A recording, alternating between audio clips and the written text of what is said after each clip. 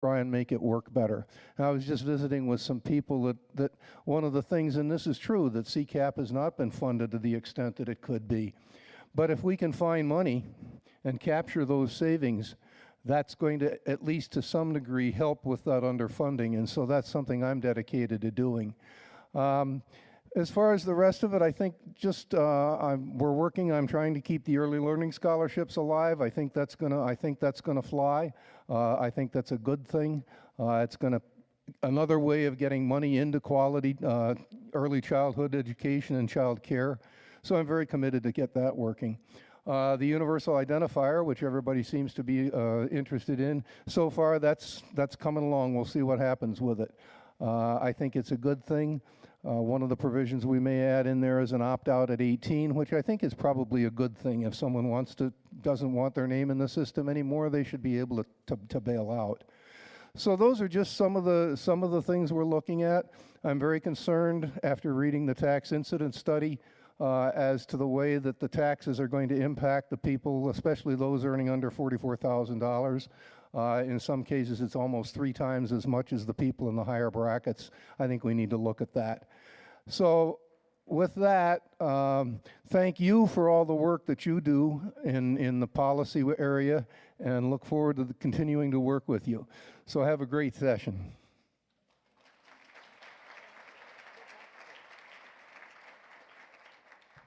Thank you so much for making the time and coming to talk with us. I'm going to back up now to have our interim dean from St. Thomas and St. Kate's come from the School of Social Work. Thank you. Yeah. Good morning, everyone. Thank you for being here. I just wish to extend the welcome from the University of St. Thomas for being here today for this important discussion. I love these forums. I try to come whenever I can because they are so important for our community at large. So I would also like to thank Catherine Hill for her work in organizing this, for Senators Ralph and Pinto, and for elders, well, I just blanked on the whole name. For infants, of course, elders for infants, also for your fine work in this arena. So welcome. There's coffee, tea, and water in the back.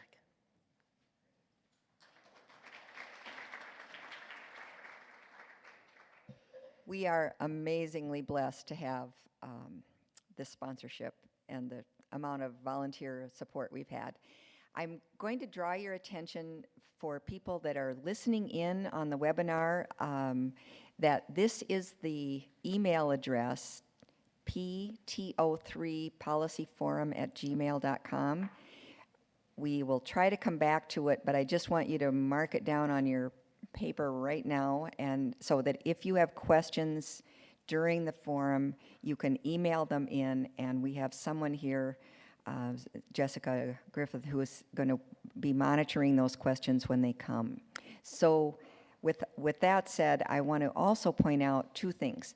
One, that today we're trying to build in more Q&A into the conversation, and in order to kind of maximize the, shall we say, the group as the guru, we want to draw your attention to the 3x5 cards that are at the center of the table so that you can write a question, and when you have one ready, just raise your hand with the card, and we've got elders that are kind of positioned around the room who will help pick them up, bring them up, and we'll try to coalesce what some of the themes are in terms of questions. So it's a little bit different than we've had before with the roving mic. We're trying this to just make sure we're getting as much of the Q&A from the audience. The other is, you probably noticed if you parked in the St. Thomas parking ramp that it says free event parking. We are not the event. So there are no freebies here. So I just except the coffee and so forth. So anyway, that's just it. But one more time, just that's where you email your questions. So as you know, we've got a full agenda, and our first up this morning, we're going to hearing from Erin Bailey, who has assumed a major and new role as director of the Children's Cabinet. So we've invited Erin to give a little introduction of herself, and welcome aboard. You have slides, or you can advance them. Thank you. I am so excited to be here. I have heard about the work of so many of you in this room for several months, and so thank you to Jane and to Representative Pinto and others that have invited me. I thought, as I was thinking about what I wanted to say and why this group was so important, I can't help but tell you a little bit of a personal story about me. Yesterday was my daughter's second birthday. Lots of cake, lots of sugar. We thought, my husband and I actually laughed, like, first birthday, made this really extravagant cake with no sugar, blueberries, tried to be really healthy. Second birthday, turtle frosting, all over the place. But as amazing and as fun that was, it was a reflection for my family on her arrival 2 years ago. And 2 years ago today, I think I still had not slept in 48 hours. My daughter arrived 2 months early, and we spent some time in the NICU. And I don't know how many of you have spent time in a NICU, but it is a cross-section of all of the issues that you all care so deeply about. Families struggling and being challenged in all kinds of different ways. And what makes you more likely to have a baby early is tied up in so much of the work that we're doing here, whether or not you're able to be with that baby in the hospital and hold them skin to skin, which we know has monumental impacts on their brain development and the pruning of their brain for the rest of their lifetime, has to do with whether or not you have a supportive employer and you have people that will help you. I think about the parking ticket that I had because my car was randomly left on the street, and the people that helped and surrounded me and made that all possible. And so I just share that story to tell you how meaningful it is to me to be here with all of you and how grateful I am personally and professionally for the work that you do. Another reason why I'm excited to be here is I have worked with these two in a variety of capacities for over a decade, independent of each other. So when they joined the ticket together, it was this really exciting moment for me. I previously, most of my career has been on the Hill. For the last 3 years, was the chief of staff to the CEO at Gillette Children's Specialty Healthcare, so working on children's disability and children who have complex medical conditions, advocacy, and health policy work. Prior to that, I ran and launched a program at the Aspen Institute in Washington, D.C. called the Center for Native American Youth, working with tribal communities and adolescents and families around social services and health issues, and a few other nonprofits and the United States Senate prior to that. I was the lead staffer of Title 10 of ACA, which is the Indian Healthcare Improvement Act title. And in those, not that resume story is extremely boring, but connected and worked with the governor and lieutenant governor in all of those places in different ways. The lieutenant governor actually used to do our youth leadership trainings at Aspen. We have a Champions for Change program, and so she did the trainings for those fellows. And that organization became the home for President Obama's Generation Indigenous, if you ever heard the work around that. So that was the organization and the work that we did that launched that project. So for me, this role is an exciting honor, and I know I have many of you to meet in the room, and I hope to do that one by one and together. Please email me, please connect. And the reason why this is so exciting for me is because when I think about, and I'm not gonna go through, I'm not a slide reader, and these are the budget slides from his presentation that you may have seen already. But when I think about the budget and what they put together, the investments and the way they think about them are tied around children and families, around education and fully funding public schools, investments in early learning, and reforms to help protect the usage of funds and the investments in families. Around healthcare, expanded coverage through OneCare, dramatic and significant investments in the Tribal Child Welfare Initiative and creation of a Child Welfare Training Academy. And then I think about these pieces that I sort of touched on in the beginning, investments in housing and childcare and MFIP, $60 million investment in paid family leave. And so to me, when I hear the governor talk about his budget and what he's working on, it is these pieces of opportunity about how do we mobilize and generate accountability and traction and investment in kids and families who need it the most. So the Children's Cabinet in Minnesota was put in statute in 1993. How many of you, just by show of hands, have worked with the Children's Cabinet? A chunk of the room. So that, in a lot of states, would be highly unusual. In many states, the Children's Cabinet is considered a sub-cabinet convening of commissioners, of leaders of agencies, and the external engagement is more limited. Minnesota has done, I think, incredible work at engaging folks externally and developing partnerships, and I hope that you will continue to be a partner for me as we set forward a vision and next step. About 33 states have children's cabinets across the country. They vary quite dramatically in terms of how they are governed. Some of the faces in this room actually helped develop strategic plans in Minnesota's children's cabinet.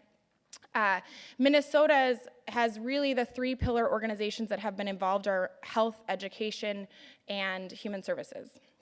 And then last year, Governor Dayton added 4 more agencies, which you see listed up here. Although I am not ready to put a stake in the ground because I don't have the approval for the governor to say any of the things, I will say I think there will be more commissioners on the Children's Cabinet.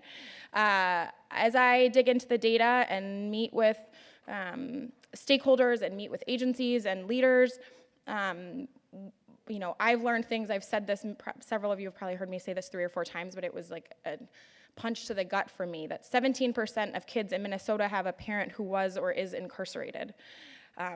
The fact that we have nearly 1 in 5 children that have a parent who was or is incarcerated is a shocking number to me, and I think we have a commissioner of corrections that wants to be at the table, thinks strategically, is a leader.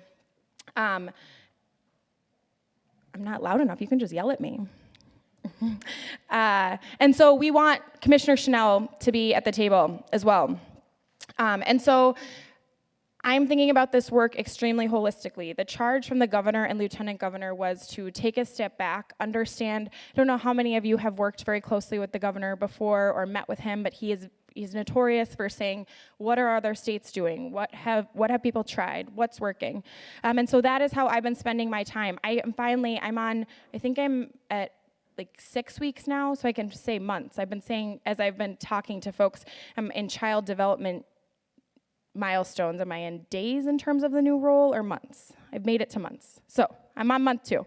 And that process in the early steps has been to be strategy setting, asking questions about what have other states done, what's working, what has Minnesota done that has really worked, both within the Children's Cabinet and other cross-agency collaborations, and how do we learn from and partner, and what are agencies and communities and organizations really primed and ready where if the Children's Cabinet applies pressure and attention, we are able to drive meaningful progress. And I would say, I think I take the role of the Children's Cabinet very seriously. If I ask myself the question, what can the Children's Cabinet do that no one else can do, which to me is the most important question, there are layers of accountability and igniting of change that we can do within the state administration that I think no other organization can do. And I want to be that partner with all of you and across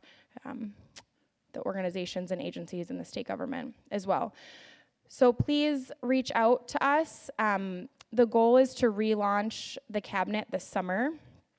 So that would mean convening the commissioners for the first time and setting forward an agenda for how we want to work together in this administration. Thank you again so much for the work that you do, and I look forward to working together.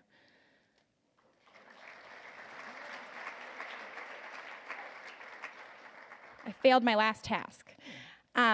I get to introduce Amanda Varley from the Minnesota Department of Education. Amanda, I would just say, in my early steps in this role, Amanda is leading some incredible change in the preschool development grant, and she is a doer and leader in ways that are, I think, changing the lives of kids in Minnesota. So thank you for your work.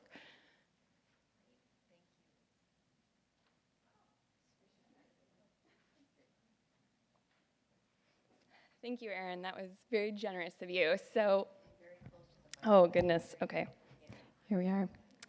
So here's Erin's contact information, too. I'll leave that up there for a second while I introduce myself. So my name is Amanda Varley. Like Erin mentioned, I work at the Minnesota Department of Education, and I lead our preschool development grant. And I'm just going to talk a little bit about the grant and then have some time for questions and answers. So that's me. So the first thing I like to say about the preschool development grant is it's a bit of a misnomer. So it's called the preschool development grant, but preschool suggests that it's only education and it may only be 3- and 4-year-olds. But the grant is actually prenatal through 5, and it's across the departments of education, health, human services, and also the children's cabinet. So it really is a very broad grant. It's a federal grant that was awarded by the Department of Health and Human Services. So the overall goal of the grant is to more efficiently align and coordinate our systems to make it easier for children and families to navigate those systems. We've adopted the vision of the Children's Cabinet that was created through the Early Childhood Systems Reform work. So this is by focusing on children who are facing racial, geographic, and economic inequities. Children in Minnesota will be born healthy and able to thrive within their families and communities. And we're thinking about this grant more than focusing on the children, but really the whole family approach as well. Again, we're in building off of the early childhood systems reform work, we're building off of the 4 goal areas that were a part of that grant, or part of that work. So early learning, health and well-being, economic security, and safe, stable, nurturing relationships. So a couple of logistics about the grant. So the grant was awarded to 45 states and territories, and my understanding from the feds is that that was all states and territories that met kind of the minimum qualifications.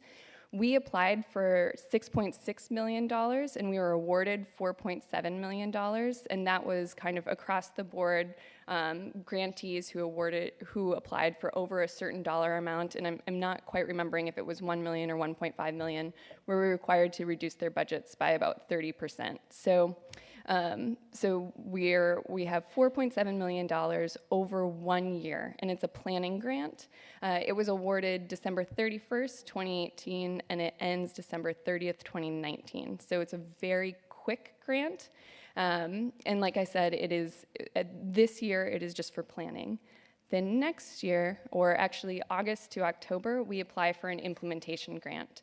So just to pay attention to that timeline a little bit as I'm chatting, so while the grant is a 1-year planning grant, between August and October, we need to be prepared to write to what we're going to be implementing the next year. So we are really feeling a time pressure with it. We know that it's a much more competitive process for the implementation grant. So we've heard anywhere between 10 to 14 states and territories will be awarded, or up to half of them. So we've heard both in different presentations. So we're hopeful, but it is much more competitive. We know that the funding will be more, and it will be for 3 years. It requires subgrants, and then there'll also be a state match as well.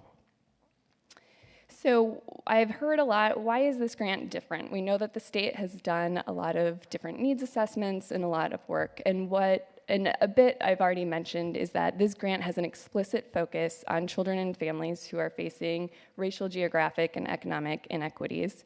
It also is looking at building on the strengths of families and communities, and it's co-creating that system. And it is a cross-agency, multi-sector, agnostic of the silos that we often have. It also is building on the 2-generation work that has happened through Minnesota Management and Budget, which is looking at this whole family approach. So the grant is broken into 5 different activities, and these were defined by the federal government. So the first activities are conducting a needs assessment, and that needs assessment will then turn into a strategic plan.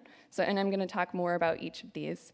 And then there's a section, activity 3 is on designing a comprehensive system, and activity 4 is on promoting best practices. And then activity 5 is on improving overall quality of programs. The trick is, and this again gets to our timeline, is we can't do anything on activity 5 until we have federal approval on both our needs assessment and strategic plan. So that's another one of our time constraints on making sure that we have our needs assessment and strategic plan done in time so that we can be prepared to write to the grant and that we can be prepared to implement some of the activities in Activity 5. So we're pretty proud of the needs assessment and strategic plan process given our tight timeline. So normally I'd wander around a little bit, so what this shows, and I know it's tricky to read, but it's our process for conducting the needs assessment and strategic plan. So what we've done so far is we've gotten together, we have 10 different community grantees who we're working with, and so they all have grants with us. It's the Children's Defense Fund, MinTrek, Indigenous Visioning, the Minnesota Indian Women's Resource Center, and then the 6 Minnesota Initiative Foundations. So they have grants with us where we're supporting their staff time, and then we're also providing funding for stipends for families who are participating in the needs assessment, as well as transportation, childcare, whatever they need. And so these community grantees, we've come together, we've defined the questions that we'll be asking and started working on the recruitment process. In May, they'll be going out and conducting community engagement meetings throughout the state. Then we're all gonna come back together with that information and we're gonna make sense of it and we're gonna start framing up our strategic plan. And then they'll be going out again to the same groups and saying, here's what we're learning, here's what we heard from that needs assessment, here's what the strategic plan's looking like, what are we getting right, what are we missing, help us keep refining this. And so from that, we'll take that feedback back, and then we'll kind of work to finalize that strategic plan, and then they'll disseminate that back out into the communities. There are a couple more nuances to it that I'll get to, but the plan is to have a finalized strategic plan by the end of September, and we're seeing if there's a way that we can push it out to the end of October, but again, we have this timeline where we need to be writing to an implementation grant during that time as well. So the goal is to have a lot of open feedback loops to make sure that we're making sure that we're adjusting and making sure that we're hearing the feedback right. So, like I mentioned, the community engagement process includes these open feedback loops, and we really are prioritizing in those community engagement meetings family voice, Indigenous populations, people of color, and those facing geographic and racial and income inequities. So here are some of the example questions that we're having. So you can see that the questions are they're broad, and so families could answer them and to prioritize what is really important to them. And so there are things like, if you could wave a magic wand, what kind of supports would you have to make sure your child and family thrive? And you can imagine that a number of families would take that in different directions. In the community meetings, we're trusting the community partners to design what makes the most sense for their own outreach. So in some places, that's gonna be focus groups, particularly if it's a language-specific group, or it could be key interviews, and there'll also be several open meetings throughout the state as well. So there are a number of different ways that they can engage around these questions, and there are a few other questions, but I just wanted to give you a sense of what the questions generally look like. So we also know that there are, and many of you probably have worked on these, there are a number of needs assessments that have already taken place in the state. So a lot of these needs assessments you can see are either specific to a certain population or they're specific to a certain program. And so one thing we're doing as well, concurrently with this community engagement process, is that we're reviewing these needs assessments against the federally required questions that we can take from what we've already learned throughout the last several years. So that will be a part of it as well. The feds have listed for us a number of critical stakeholders that they want to make sure that we are hearing from. So there are a number, and this was from the federal government. We know that in Minnesota's context, there are, of course, more stakeholders that we should be hearing from. For example, counties weren't listed on this, and we know counties play a critical role in Minnesota. So how we have a multi-pronged approach where the state, while the community engagement's happening, while we're also looking at all these existing needs assessments. A number of state agency staff, or a few of us, not a number, there are 3 of us, are going out to a number of different work groups. So councils, task force, this list gets a little bit longer every day, it seems, and conducting a listening session based on those early childhood systems reform goal areas. And so that's one way that we're hearing from kind of those grass tops level folks as well. So I'm going to talk a little bit more about what goes into what else is happening in the grant as well. But so we, at the end of this, will have a strategic plan. And we know that the community needs assessment is kind of the backbone of that strategic plan. But there's other work that will be happening in the grant as well. So, and I'll talk a bit about that, but that work will also likely filter into the strategic plan. So there's some work on systems alignment. And so there's an IT work to plan for better coordination of services. There is an expansion of the existing prenatal to 3 leadership series. We're working on a central intake system and a hub model, communication strategies for parent outreach, and a transitions toolkit from pre-K through 2K. We're also working on work around promoting best practices. And so we have, through the Department of Health, they're creating and expanding a trauma-informed toolkit. So they'll be working on a curriculum and then also a toolkit for trauma-informed care. Then there's some work through the Department of Education on supporting multilingual learners. And so part of that will be, there'll be parent interviews that will be going on throughout the state with parents of multilingual learners. So of course, what we learn from that, we want to incorporate within our strategic plan as well. About 40 state staff are going through an intensive racial equity experience, learning experience, and so it's going to be about 8 months. It's led by the BUILD initiative, which is one of the federal technical assistance providers, and so we'll be working on projects throughout that year. We'll be doing some site visits, but a learning experience together. And then there's some work on the early childhood workforce. This is both through the Department of Education, well, it's through all 3 departments actually, Health, Education, and Human Services. And so we'll be taking the knowledge and competency framework and embedding competencies aligned with trauma-informed care, cultural responsibility, and multilingual learners within the knowledge and competency framework. And then there'll be some funds to then embed those competencies within institutes of higher education. And then there'll be some work on workforce recruitment. So there's a lot that's going on with the grant in a short period of time.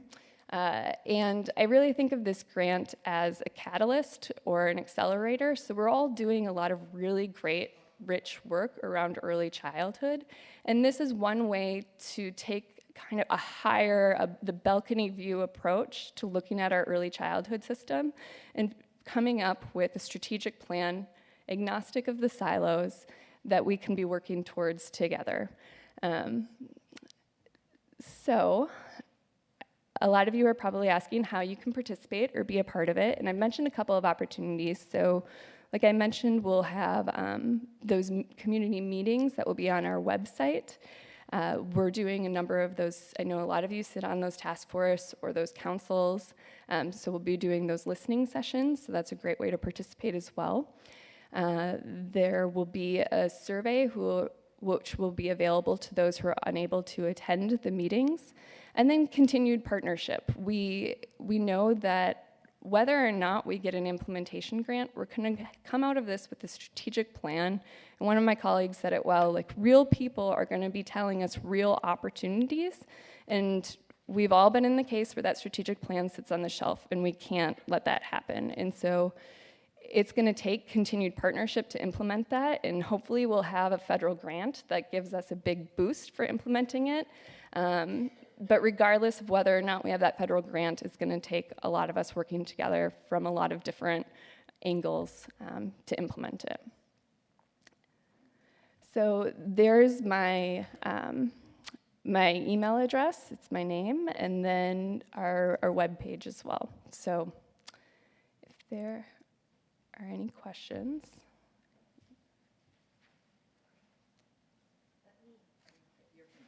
Yeah, I'm finished. So Don't go anywhere. So what we're going to do is take questions, and the key on talking here, we've got some hands up, so that's good. So which community organizations are you working with? And if you could just repeat that. So the 10 grantees that we're working with, I know, be like Aretha Franklin.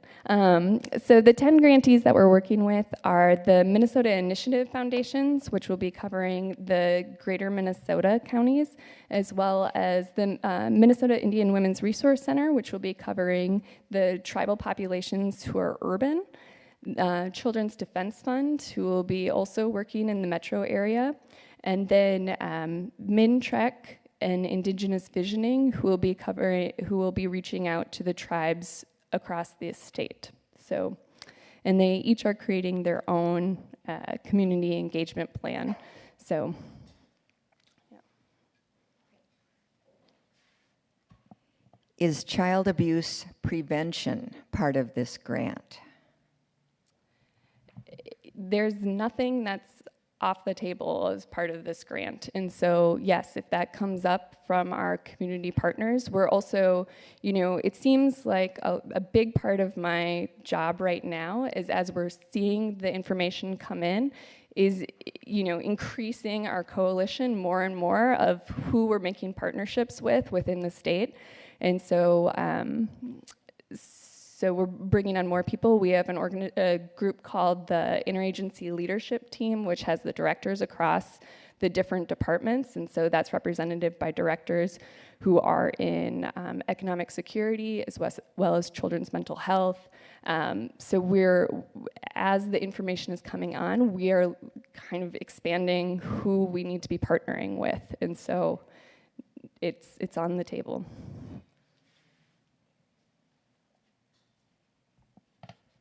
One question starts with a comment that 50% of Medicaid moms are 50% are Medicaid moms, and many are mostly illiterate. So the question of how to help parents who are illiterate teach their kids birth to age 3, but also I think how to engage them. So the community partners are being really intentional about how they're engaging those different partners. And so we've worked with, so a lot of it is through interviews and with focus groups. And so there'll be ways to engage those parents in that way. And I'm not one to say what our solutions are going to be right now, because we first need to identify what comes out of the needs assessment. But as challenges and opportunities come up, then we'll work on how to define solutions within the strategic plan.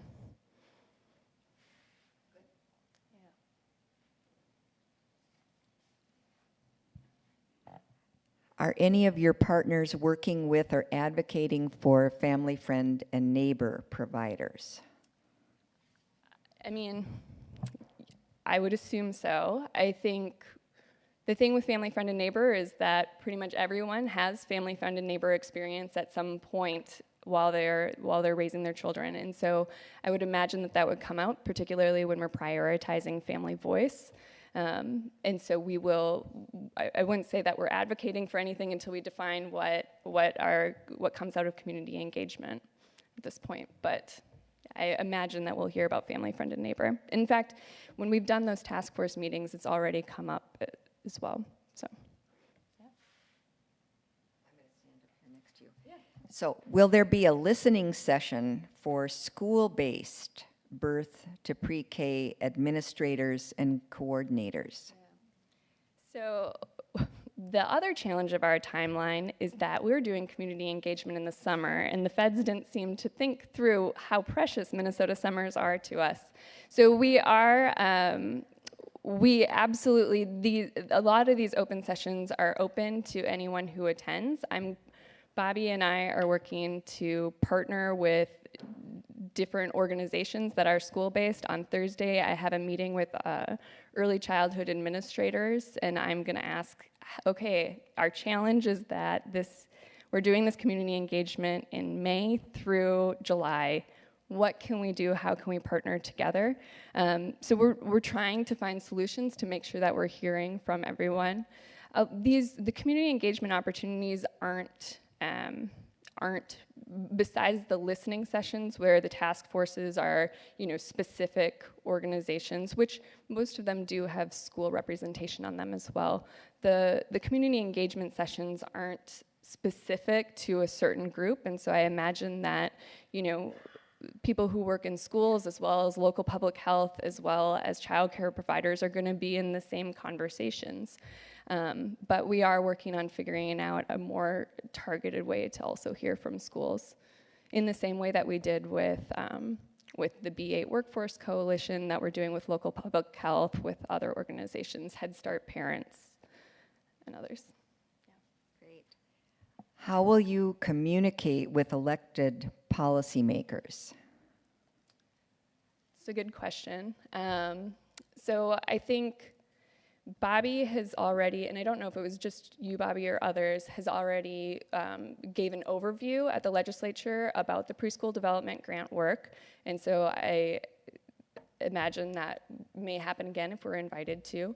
Then, I think that that's something that I would also look at my directors and our assistant commissioners, our government relations team to figure out the best approach. It is not my expertise figuring out how to communicate with legislators. But we are working on making sure that we have a number of resources available.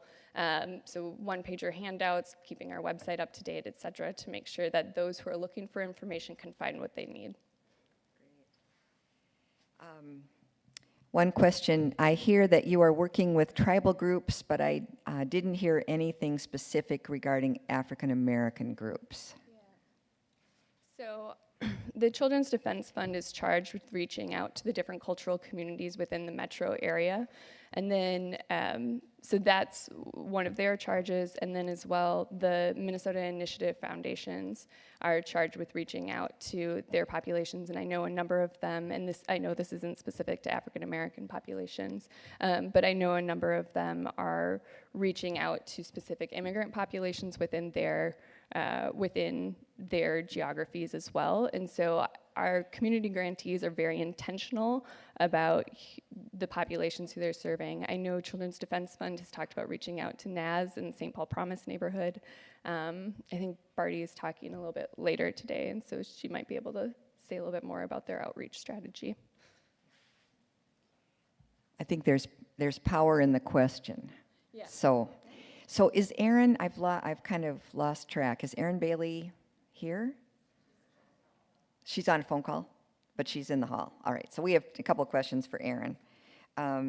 One of the questions, and this is actually an Erin question in a way, but maybe one to think about, that will someone be analyzing state budgets to see how much state funding per child is allocated by age? In other words, is there parity? So what we spend on a 7-year-old, how much are we spending on a baby? And that's a state budget question that I think, with the MMB being the home now for the Children's Cabinet, that's going to be important, but it may also be part of your work. And I don't know if you need to comment on that, but I just did. Okay? That's the power. That's right. Okay, I think we've covered it. There's one more for Erin, but I will also say it came up here, and that is regarding your work on workforce. You mentioned recruitment. What about wages? So. Yeah, right. Yes, we know wages are, I think one thing that we've been talking about was that within this community engagement, we're going to hear things like, it's going to be things that are challenging for parents might be, it's hard for me to tell my story to so many different people. Why do I need to tell my story to so many people? Or I'm having trouble accessing childcare because I'm driving 30 minutes away. And I think that one of our responsibilities is to look at the existing needs assessments and think about our early childhood systems and think about what those root causes are that are causing these gaps. And so wages may come out of that as well. So.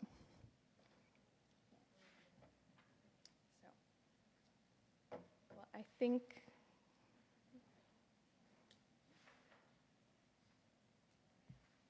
We still have a little more time if you have a question. Otherwise, I think what we're going to do is go ahead and thank Amanda and wish her well. And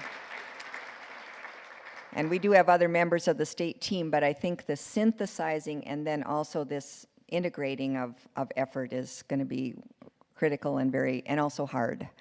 So at this time, I want to invite Laura LaCroix DeLune. We're going to move into the advocacy presentation, and there are many, I shouldn't say many, but there are several speakers, and we've got space at the table down here. We're going to just continue to have everybody speak from the mic, but if you can come up and be close if you're tagged with giving a little presentation on your coalition work, and that way we'll just bring people right on up. So Laura has also handed out on your table the PreNatal to 3 Coalition policy platform. So just everybody take one. I think we have enough for everybody plus. So, hello, Laura. And, sorry. Yes, I would just say, it's all you. And just hold it really close to your face. Close to my face. Okay. Good morning. All right. Okay. Great. All right. Well, I'm very excited to be here with so many of my colleagues to share the work that's been going on with the PreNatal to 3 Coalition. This coalition has been around since last spring when we brought in some funding from the Alliance for Early Success through the Pritzker Children's Initiative. We currently are being co-chaired by Nancy Jost of West Central Initiative and Barty Wahi of the Children's Defense Fund Minnesota. Our purpose, I just want to spend a little bit of time talking about our purpose. Our purpose is really to bring different stakeholders together. So we have a number of different policy and advocacy organizations in Minnesota who are working together. And over time, there has been disagreement over what strategy or what funding source was more important. This coalition is really working holistically to say families need all of these things. So if you look at the brochure that's on the table, you'll see the building blocks on page 2.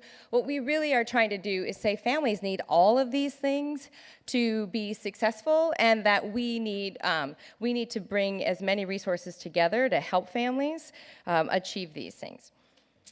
The other thing that I wanted to highlight about the PreNatal to 3 Coalition is we too, similar to the early childhood systems reform work, the PDG grant that you just heard about, the PreNatal to 3 Coalition, our vision is really, again, by addressing racial and economic and geographic inequities in Minnesota, all children will thrive.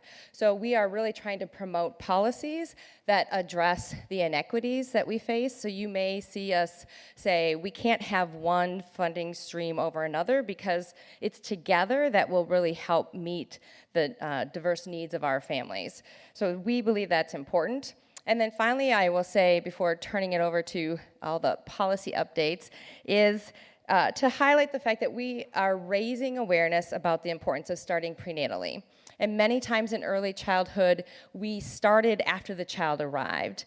When we came together for the PreNatal to 3 Coalition, we really wanted to intentionally bring in some of the work that's critically important, especially in some of our higher risk communities. So we brought in the prenatal work. And I think it's really changed the way in which many of us are looking at issues together. So that's been an important advancement for us, and that we'd like to see some increased investments.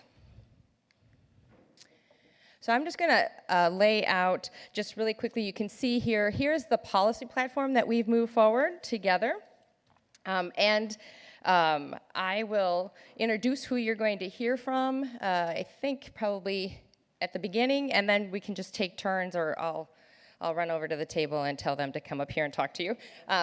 So we are really paying attention to prenatal care to ensure healthy pregnancies and healthy births. And we wanted to specifically focus on the American-born African-American community and indigenous communities in Minnesota. So T. McClenty of North Point is representing the integrated care for high-risk pregnancies, so she'll provide the policy update.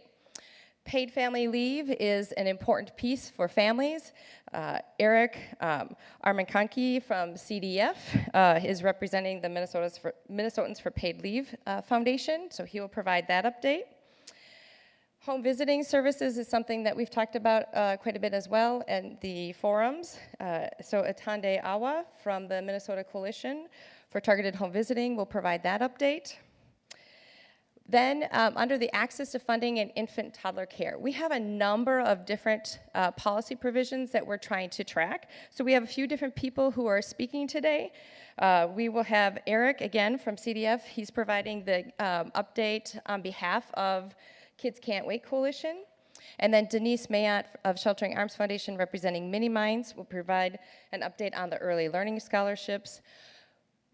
The Prenatal to 3 Coalition also supports the family, friends, and neighborhood care efforts. We know that nearly 71% of infants and toddlers are cared for by family members.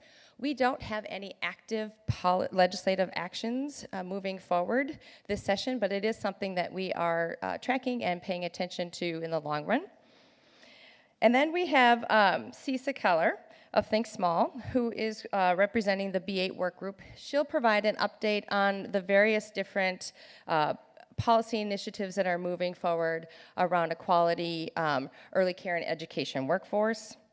And then finally, as we built our policy platform, we thought it was critically important that we have community-led solutions, and we are very excited to be supporting the Voices and Choices Coalition, and Diane Halsey of Think Small will provide that update.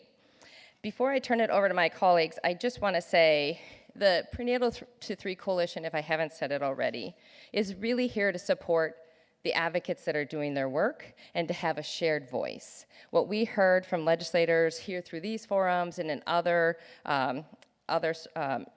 circumstances is that many times policymakers think we're talking about different things, or that we are creating more issues when we go up to the Capitol only asking for one funding stream or only one policy solution. And so the Prenatal to 3 Coalition is really trying to be that broader voice and allow advocates to still move forward in that direction for what they want to support uniquely, but to always tie it back to the bigger picture about how these investments matter for families, infants, and toddlers. So, okay, now my colleagues are going to give you the really important update. So T, you're up first.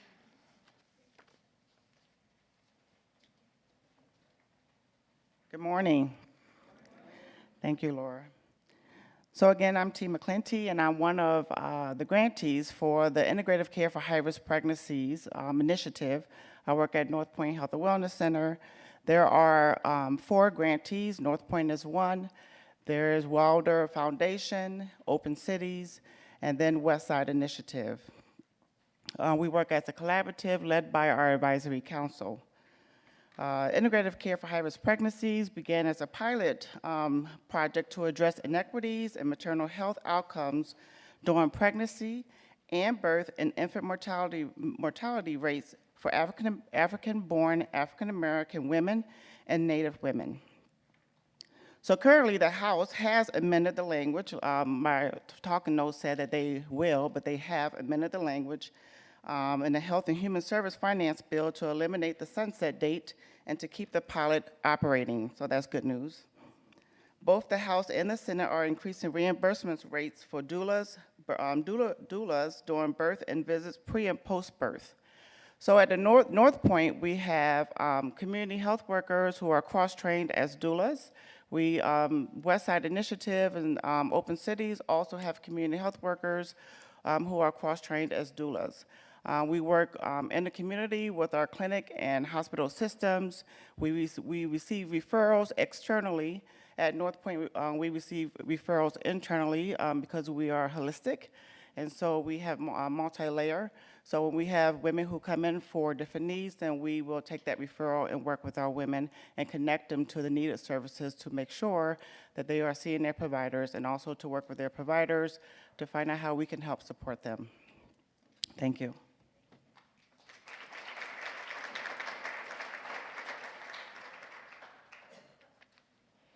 Eric, you're next.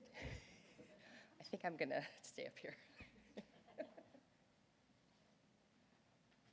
Hi, good morning, everyone. Thanks to Elders and Jane and Laura for having us here. So my name is Erica McConkey. I'm the really close. Okay, how's this? I'll just do this. My name is Erica McConkey. I'm the legislative director for the Children's Defense Fund, and today I'll be up here for both the paid family leave and the child care assistance updates. So on paid family leave, what we have up here, as you can see, the House has made this one of their priorities this session. It is House File 5, and it is a full, comprehensive paid family and medical leave insurance program. To give just a really high-level overview of what it is up to 12 weeks of partial age replacement for family leave and up to 12 weeks of partial age replacement for medical leave. And so it is, right now, it has been passed through the House in their Jobs and Economic Development omnibus bill, a grand distinction of 16 total hours of debate on the floor last week. So I was there for all of it. It was not as fun as it even does not sound. And it is also in the governor's budget as well. So we have two very strong champions at the House and the governor's office with regards to paid family leave. The Senate has not included it in their omnibus, and we haven't really had too much traction in there this session. That isn't a huge surprise, but at the same time, we do know that there are a number of folks in the Senate that do support paid family and medical leave. However, we just haven't had that traction that we needed to. So I'm happy to answer it. Is there anything else that you're looking for in terms of an update, or? Okay, perfect. We'll bring you back up. All right. Okay, we're going in order. Okay, Atande Awa from the Minnesota Coalition for Targeted Home Visiting. Hi, everyone. I'm not very excited to be up here, but here I am, wearing my new shirt, just FYI, in case you were wondering. Okay, so I'm here representing the Coalition for Targeted Home Visiting. Just gonna give you some background and then let you know where we are now. In 2017, the Coalition for Targeted Home Visiting was successful in securing new state money for evidence-based home visiting programs. This was $12 million for fiscal year 2018-2019 and $33 million for 2020 and 2021, and it was placed in the base. If you have been paying a little bit of attention, MDH just announced like the most recent group of recipients for their grantees, and a lot of nonprofits were included, which is very exciting for us. Currently, the House and Senate both include base funding for fiscal year 2020 and 2021 in the budgets, and the House supports language that allows for flexibility in the types of home visiting programs that can be funded. So this is also super important for us. It allows up to 25% of state funds to support evidence-informed programs. And the House also adds $500,000 to the base in the upcoming fiscal year, but this was not placed in the base. Great, I'm just reading what she wrote. So, and then both the Senate and the House provide funding to the Minnesota Fetal Alcohol Syndrome Organization that provides mini grants to prevent fetal alcohol syndrome. So that's what's going on. We are still hoping to increase in flexibility. So if you're interested, talk to us about that, about how you can advocate for that, particularly in the Senate. That's super important for us. We have an upcoding quarterly meeting on Thursday if you want to come have fun with us. So ask me or Laura about that. But I think I'm done. Great, thanks, bye. Okay, Eric, you are back up. He will talk with us about CCAP. Thanks again, Laura. So again, still Erica McConkey with the Children's Defense Fund. So speaking on behalf of the Kids Can't Wait Coalition, So at the beginning of session, our legislative priorities were threefold.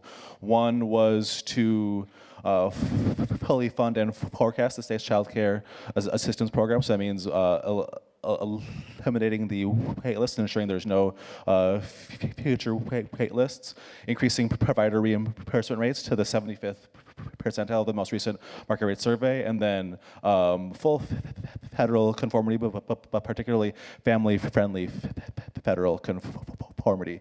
And so right now in the House and the governor's office, their positions are aligned.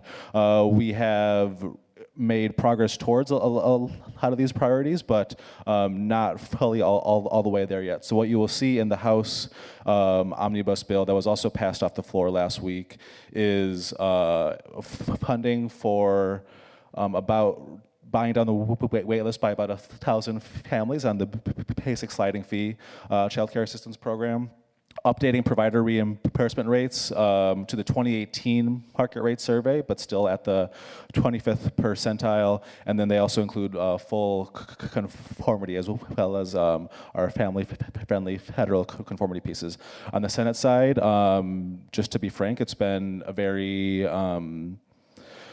challenging session, particularly when they're doing things like attempting to freeze a program for 30,000 children and 15,000 working parents.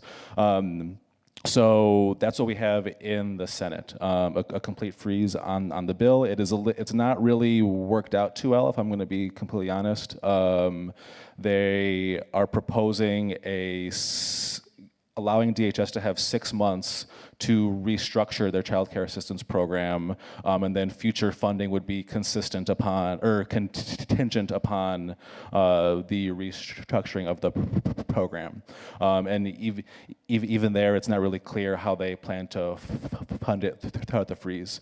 So I would say that if child care assistance and supporting 30,000 children and 15,000 working families is important to you, make sure to email and call your House member and your senator and the governor's office to tell them how important child care assistance is. So, thank you. Thank you. Okay, I think I'm just going to cover this one. We just wanted to make sure you all were aware, if you weren't tracking the details of what's going on at the session. The House has moved forward some language that would help encourage better coordination between the child care assistance program that Eric just talked about and the early learning scholarships. And they do provide some funding, $300,000. They take it from the early learning scholarship resources to pay for this coordination. There is not the same language in any of the Senate bills, but this is a recommendation that came out of the Office for Legislative Auditors report about better coordination. So there is some response to that. I think it'll be interesting to see if the Senate decides to pick that up. But if you, again, are interested in this, just like any of these other initiatives that we're presenting to you today, it would be important to let Senate know. Okay, next up is Denise Mayat representing Mini Minds.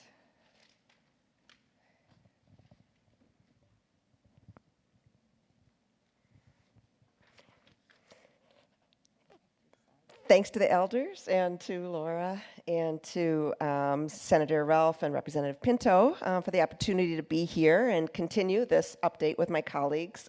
As Laura said, I'm Denise Mayat from the Sheltering Arms Foundation, and I'm a member of the Mini Minds Executive Committee. And for those of you who don't know, Mini Minds is a coalition of more than 100 organizations across the state focused on ensuring that all children are prepared to succeed in school and in life. We really appreciate the support and energy from our coalition members and partners, including the PreNatal to 3 Coalition and many of you who are here in the room today. We've been a strong advocate for early learning scholarships, for which, fortunately, there is strong support in both the House and the Senate. The House has proposed an investment of $16 million for scholarships for children birth to age 3, definitely a great step forward. 4-year-olds would be eligible for scholarships through Pathway 2 if they're in a high priority category, if a scholarship was awarded to them before they turn 4, or if they have a younger sibling that's a scholarship recipient. The House also removes the spending limit the spending limit on Pathway 2 scholarships that was imposed in 2017. This would allow the Commissioner of Education to determine the appropriation of dollars for parent-directed Pathway 1 scholarships relative to program-based Pathway 2 scholarships. Sounds complicated, but important. Additionally, the House creates a special fund that would allow for increased flexibility in the utilization of scholarships. The Senate, on the other hand, is proposing investing $44 million in scholarships for 3- and 4-year-olds, along with children with high priority categories aged birth to 2. With low budget targets in the Senate this year, the Senate bill reallocates dollars currently designated for voluntary pre-K, moving them into scholarships. Similarly to the House, the Senate also proposed the creation of a special fund that would allow for increased flexibility in the utilization of scholarships. So some different ideas out there, but conference committees are coming up and there'll be an opportunity to see what happens. And then finally, Mini Minds is very pleased that the House and Senate agree on the importance of supporting a quality rating system for early learning programs, with both chambers proposing an increased investment of $3.5 million per biennium for Parent Aware. There's also unified support for the expanded implementation of kindergarten entry assessments, including $560,000 in funding. These comprehensive, developmentally appropriate assessments will help teachers understand what each child needs in order to support their success in kindergarten and beyond. With more than 33,000 children that still lack access to quality care and education, we really, really need to increase funding to meet the unmet needs of our state's most vulnerable children and families and work to eliminate Minnesota's worst in the nation opportunity gaps. Thank you all.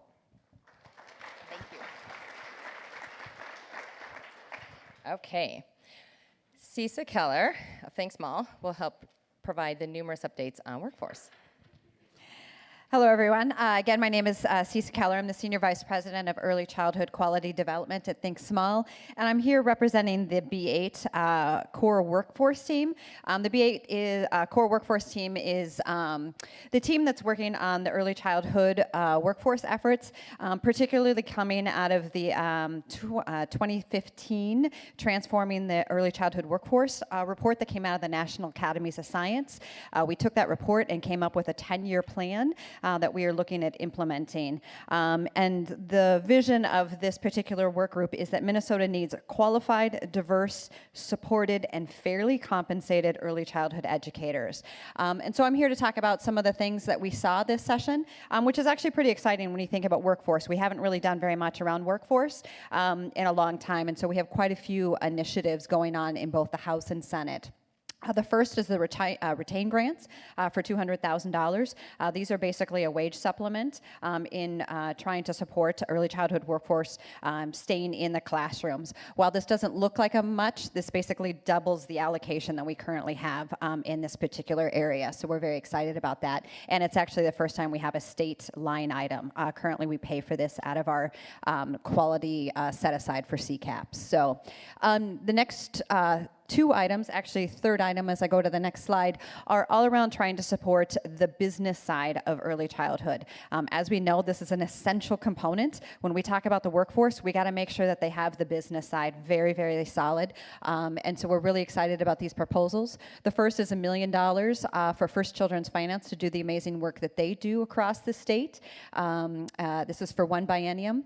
The next is a slight increase in the Economic Development Omnibus Bill, so $2.86 million to go towards three areas. One is funding, actually they can decide, DEED's going to be able to decide how to do this, but the options are to fund Women's Venture, the Minnesota Initiative Foundations, or utilize the current DEED early childhood child care capacity grants that they've been doing. So DEED will be kind of working on this. Next, we have funding for the Minneapolis YMCA or YWCA's CDA training program.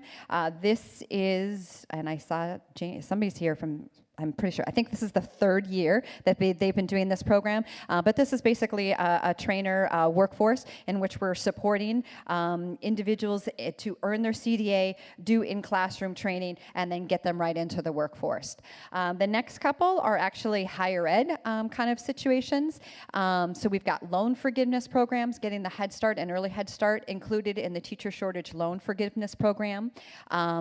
Students pursuing their 2-year education degree can be included in the Aspiring Teachers of Color Scholarship Program. And then in the Senate, so those were all House proposals. In the Senate, we've got, again, some child care capacity building, workforce development, $2 million for the MIFs. There's $140,000 in child care business training. Not a lot of clarity around what that is, but we got $140,000 there. There's a variety of childcare licensing policies that are, again, trying to support the business side of childcare. And then the last two are, again, loan forgiveness type things. So actually the first is expanding Grow Your Own teacher program to include Head Starts. And then finally, expanding workforce development scholarships to include returning students and adding early childhood to one of those categories. So very exciting on all of those. Thank you, Cisa.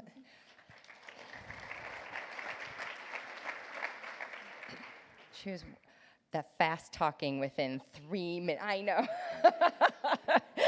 The stress of trying to tell you everything that's going on. Okay, so Diane Halsey is going to provide an update on the community solutions on behalf of Voices and Choices. Thank you. Good morning. Thank you all, and thank you, elders, for hosting this forum again today. So for those of you who don't know, Voices and Choices have been leading the effort on the Community Solutions Fund for the past few years. And we had our coalition meeting last week, and we were really celebrating because what I'm about to go over is the farthest we have come with this bill since we have begun. So we have been, whatever happens here on out, you know, we've been celebrating because this has been great. Currently, we have in the House $2 million for a Community Solutions Fund, and the fund is to support statewide communities of color to both define issues that they are facing around early childhood and then also develop and implement solutions for these. And so we're really happy about this. It was also in the governor's bill as well. However, the Senate has not heard the bill.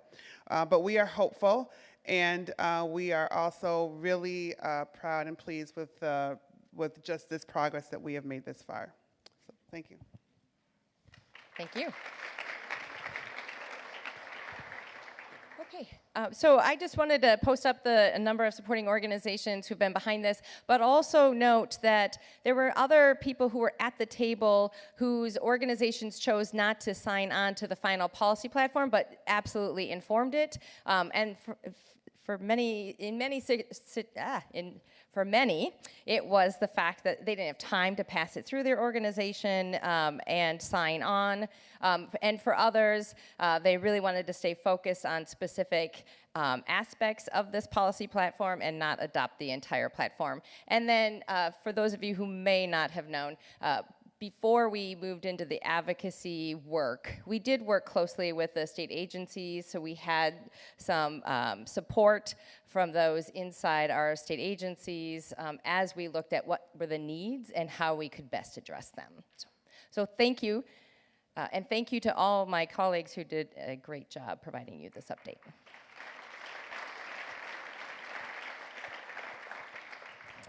So now we have some time for questions, and I know this has been a tremendous amount to absorb. So raise your hand if you've got a card, and if you need a card, we got more cards. And what I think we'll do is the roving mic, what I like that we've freed the mic. So what we're going to do is, depending on which question comes in, we'll get to the right appropriate.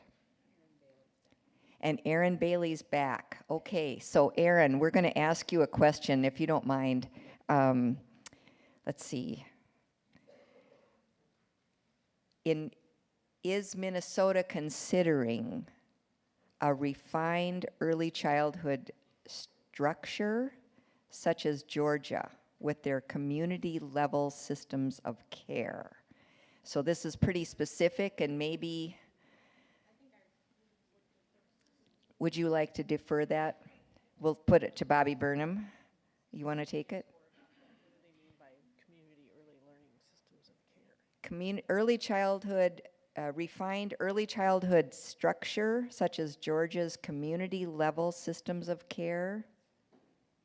Maybe what I'm going to do on this is just say we've asked the question, the person who asked it, catch Bobby at the break, okay? So I'm stepping away from the mic, I'm sorry, and from the camera, but sorry. Okay, we'll let that be for the moment. But thank you for being here. All right.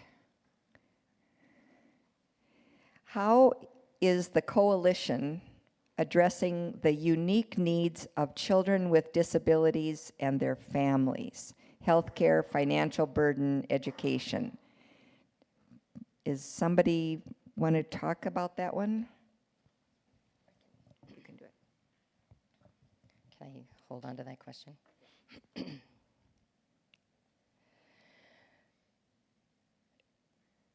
The Prenatal to 3 Coalition for its 2019 legislative session is not actively addressing unique needs to children with disabilities and or their families. However, I will tell you, it has been part of the past conversation, and it is our expectation that we're not going away, and we will continue to do more planning. It was just, we thought having 6 major areas to get us started to work collectively together was a good place to start, and we welcome those of you who want to help bring this lens to join us. So whoever wrote this question, feel free to grab me or one of the others after the session. This is a large question, just a more general one. Please remind me about the legislative process. If a bill was never heard by the Senate but passed through the House, can it still be on the table in conference committee, or is it dead? So is there someone here who has some? I see Todd Otis's hand. I'm going to have, Todd, do you mind coming on down? Yeah. This is a former legislator who can speak from experience.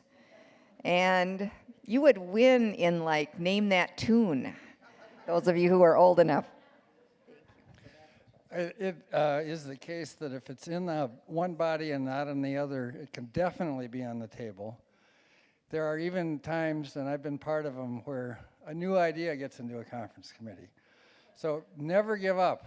And if there's language we like that is in both bodies, but for example, the appropriation is higher, just as an example on scholarships, feel free to advocate for the higher number. Excellent. Thank you for that. Okay. Does the family supports emphasis that you have include prevention entrance into child protection or supporting families who are in it to successfully exit the system, for example, expanding parent support outreach program? So I think this general question about the connection to child welfare.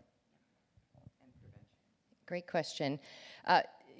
As we developed our policy priorities, we spent quite a bit of time talking about prevention services, and we have not been specifically advocating on behalf of the expansion of the Parent Support Outreach Program, which is run through the Department of Human Services and then administered through county human services, and in many circumstances then subcontracted to another organization to provide. It is an intervention program, a very short-term intervention program for families who essentially have been screened out of child protection.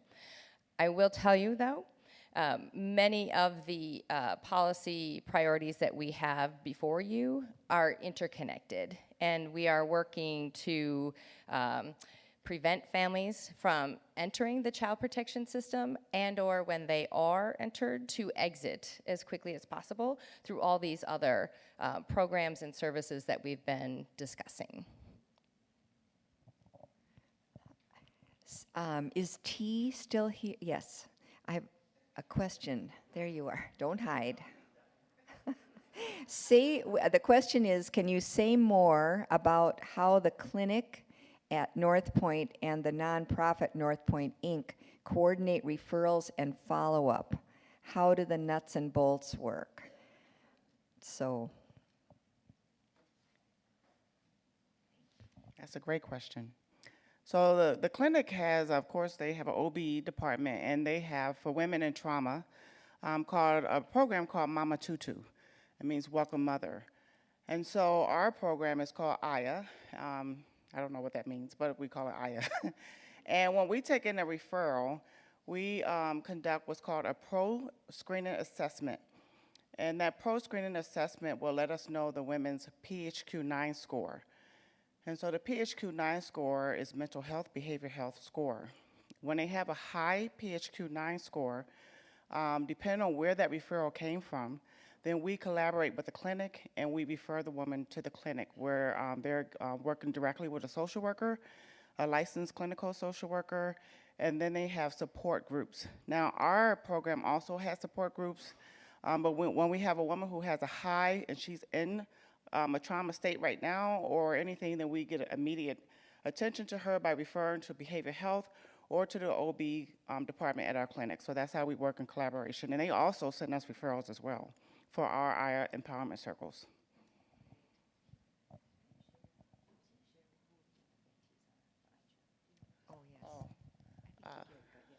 She asked if I can share who the other grantees are. I will also say that we refer also internally within the iChirp collaborative. So if we have a woman that is in our program, then we may refer them, and they're moving to St. Paul. Of course, our program at North Point is Hennepin County. We're the only Hennepin County iChirp grantee. And then the other two are St. Paul. So then we will refer them to the West Side Initiative in St. Paul or Open Cities in St. Paul. Our other partner is the African American Babies Coalition at Wilder.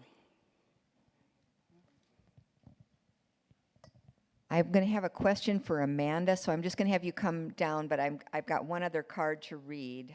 And this is about an unusual street or home visitor program that one of our members of the audience has mentioned that's called Cure Violence. It's in Chicago, and to reducing murder rates by 40% in high-risk neighborhoods.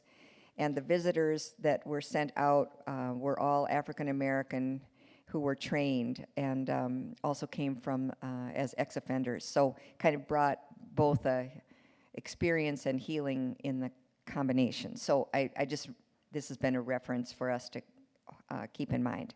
So Amanda, will there be a focus on refining and better using early childhood family ed, ECFE, as part of the grant? So with all these specific questions, I don't know what we don't know yet. We're really going into this needs assessment process with open eyes of what will come out of it. So to not assuming what's going to come out of that strategic plan and be included in that strategic plan. But I think we're open, and then Bobby's coming up to save me.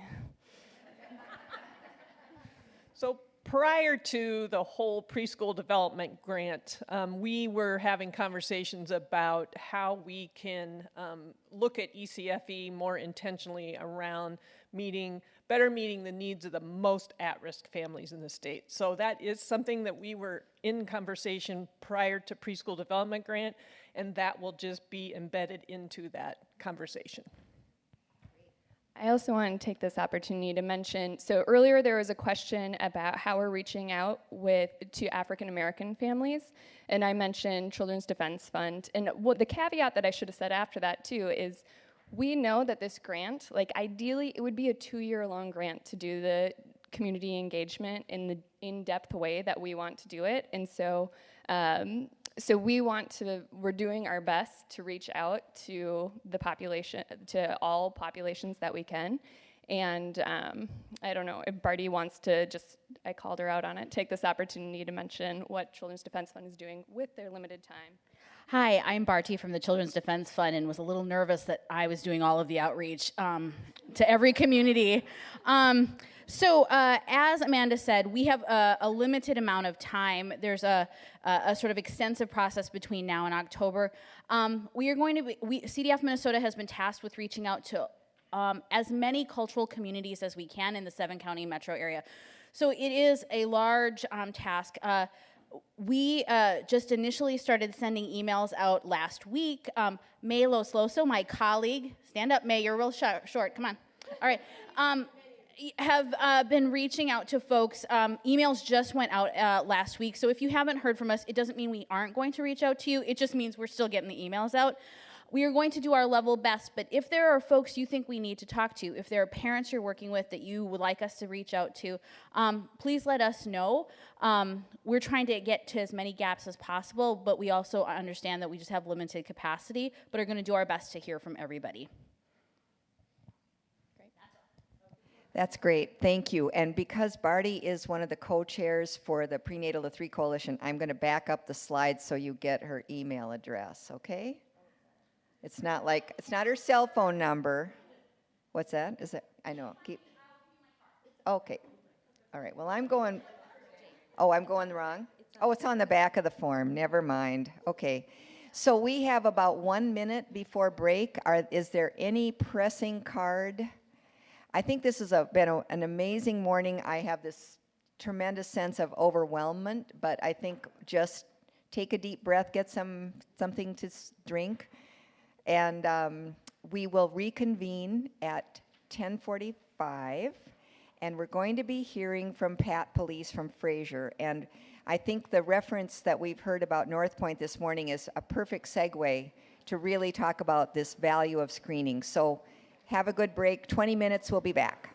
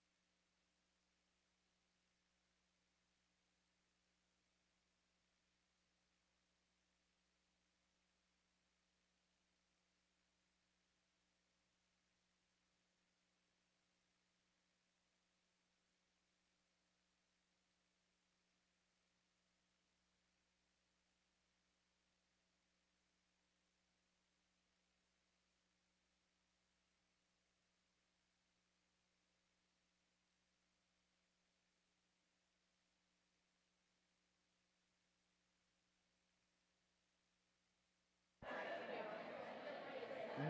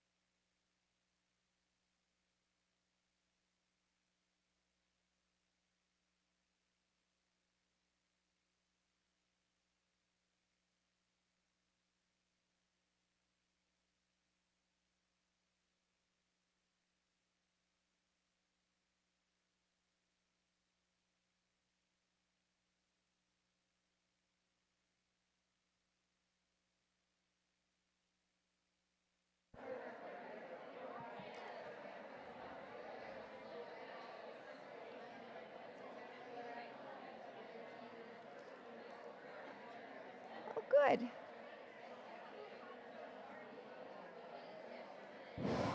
Okay, I'm just going to give you a 2-3 minute warning that we're going to be getting back to into session in about at 10:45. So please say goodbye to your people you're talking to and find your seat.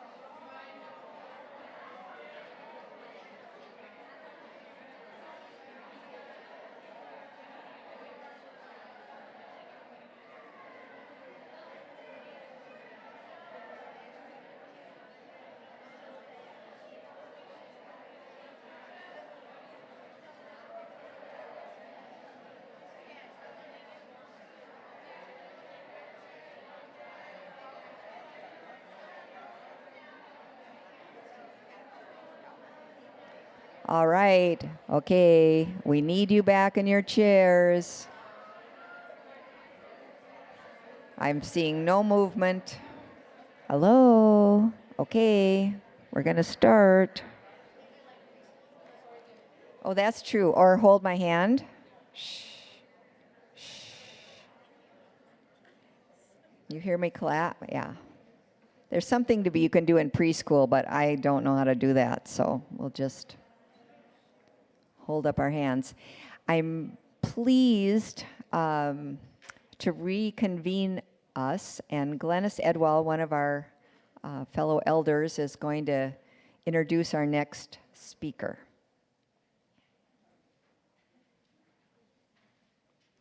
Thank you, and thank you for a wonderful morning already.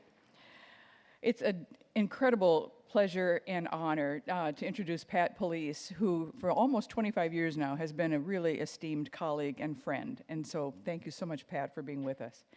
Just a couple of quick words of introduction for any of you who might not know Pat. She's had a long career with Fraser and currently has a position of Vice President for Integrated Care, in which position I'm really delighted to continue to be able to work with her. She also was one of the members of the first cohort that was selected by the organization 0 to 3 to be an international trainer on the DC 0 to 5, the diagnostic and classification system for young children. And in that capacity, traveled the country to do trainings, and we are delighted that she is still able to train here in Minnesota on this very important tool for assessing the mental health needs of very young children and their families. And so we're delighted today that she's going to talk with us about screening in Minnesota.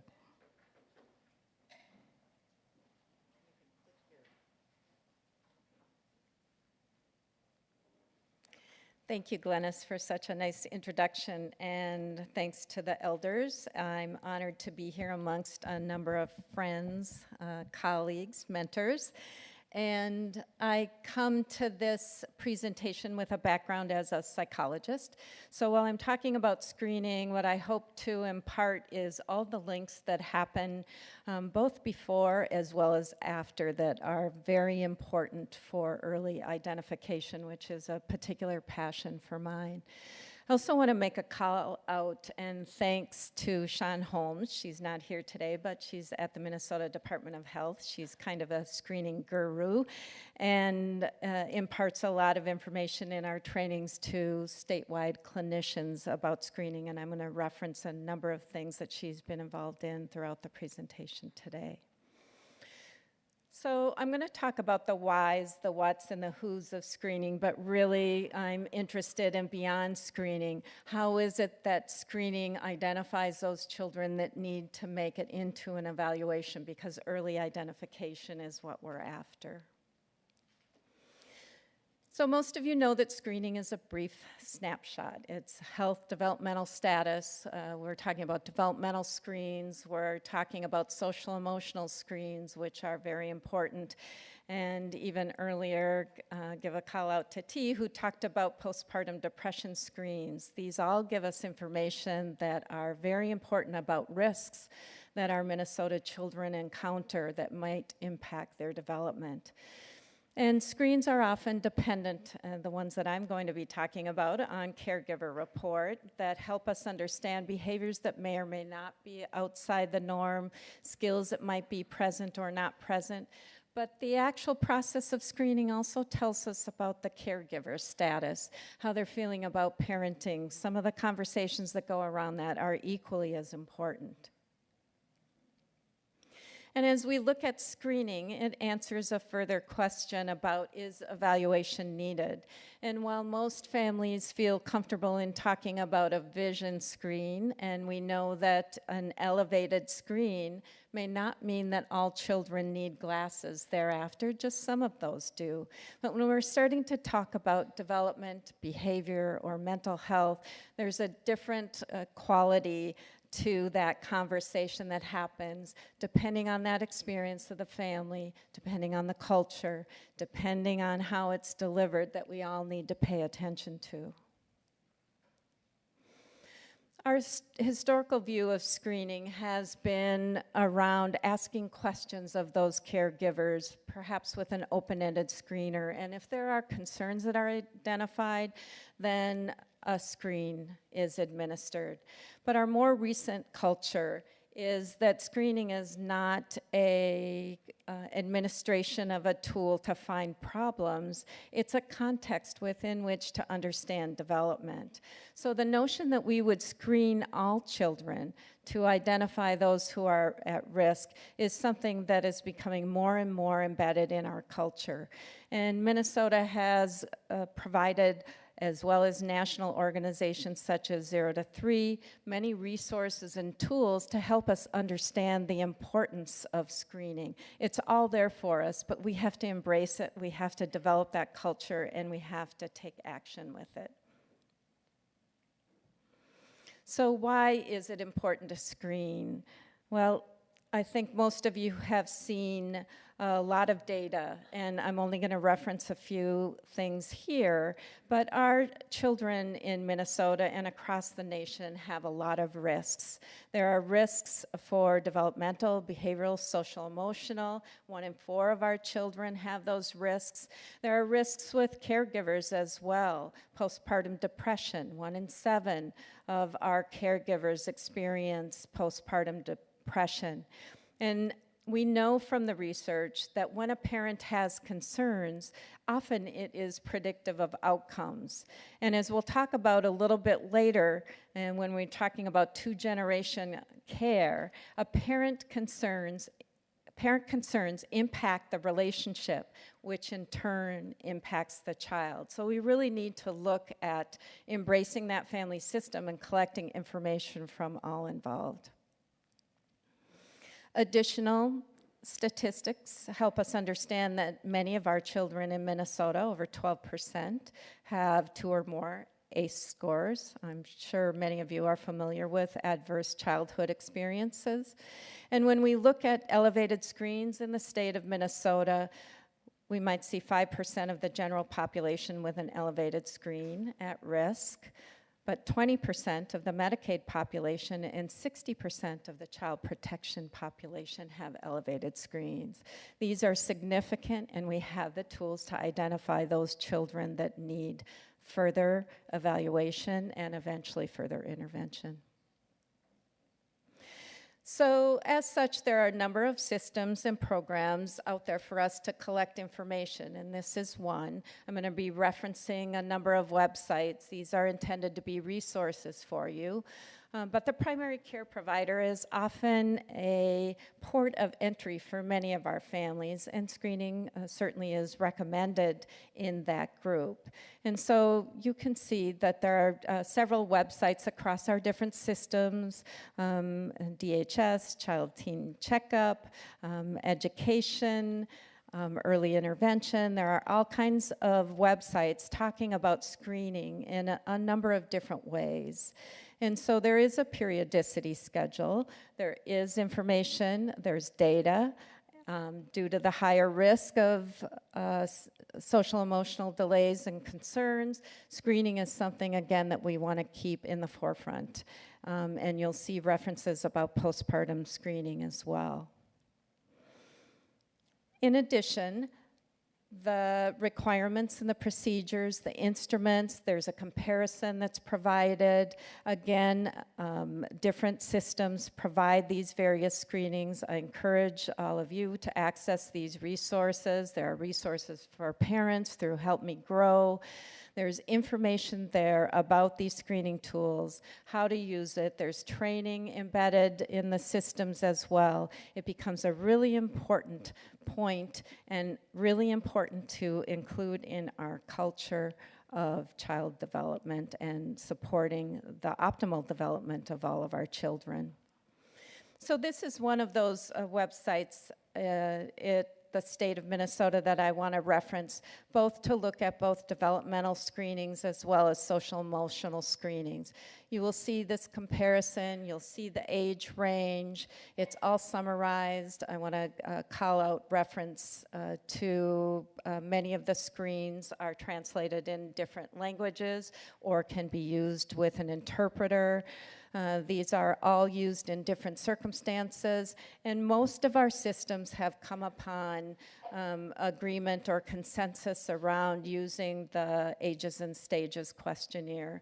So many systems will use both the developmental. There's one for developmental assessment, looking at things like motor, looking at language, looking at problem solving or cognitive development, as well as social emotional. And then there is a separate ASQ SE, Ages and Stages questionnaire, social emotional, that really targets these social emotional difficulties that many of our children might present with.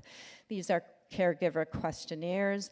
They're translated in different languages. They can be done online. And actually, our agency, Fraser, while we see children that are post-screen and coming in for evaluation, we were part of a grant that was through the Department of Health and looking at screening siblings. Our particular program looked at screening siblings. And I'm going to talk about that a little bit later. So after a little bit of logistics, it's important to ask the question, what are we screening for? And in order to talk about that, we really need to look at the definition of early childhood mental health and look at the risks, or what does impact the mental health of the child. And to do that, I'm going to reference 0 to 3, the national organization supporting the development of children, their definition of early childhood mental health, which is the developing capacity of the child to experience, regulate, and express emotions, form close and secure interpersonal relationships, explore the environment, and learn. These are 3 foundational principles that we use when training clinicians across the state for early childhood assessment. And pretty much everything that impacts the development of the child, that impacts one of these 3 things, is going to get in the way of their development, and we are assessing for. And all of this happens within the context of the family, the community, as well as the culture. So when we ask the question, where do risks come from? What impacts the mental health of the child? It's not far-fetched, really, to say pretty much everything. It's not only the child, but it's that relationship of caregivers that surround them. It's the family, extended family that surround them, the community, as well as the culture. So when we're looking at evidence-based practice assessment in the area of early childhood, we're gathering pieces from all of these components to come up with the best picture of risks and resiliencies for the child who is at the point of evaluation.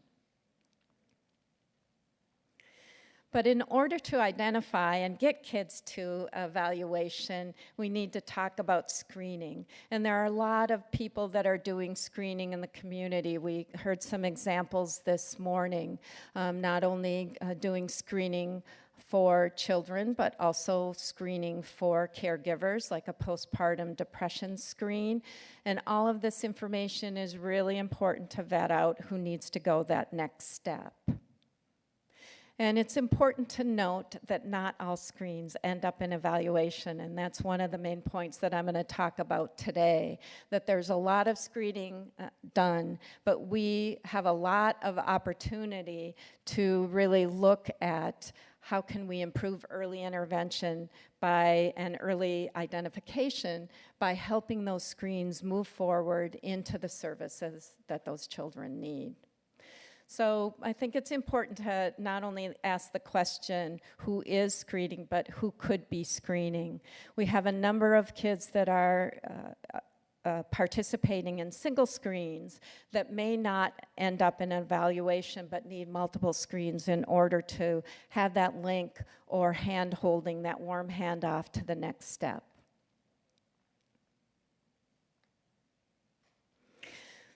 So To further make the point about how important screening is, we can look at some of the research. Screening increases the accuracy of identification. We know, I'm sure many of you have heard anecdotes. It also pairs out in the research as well.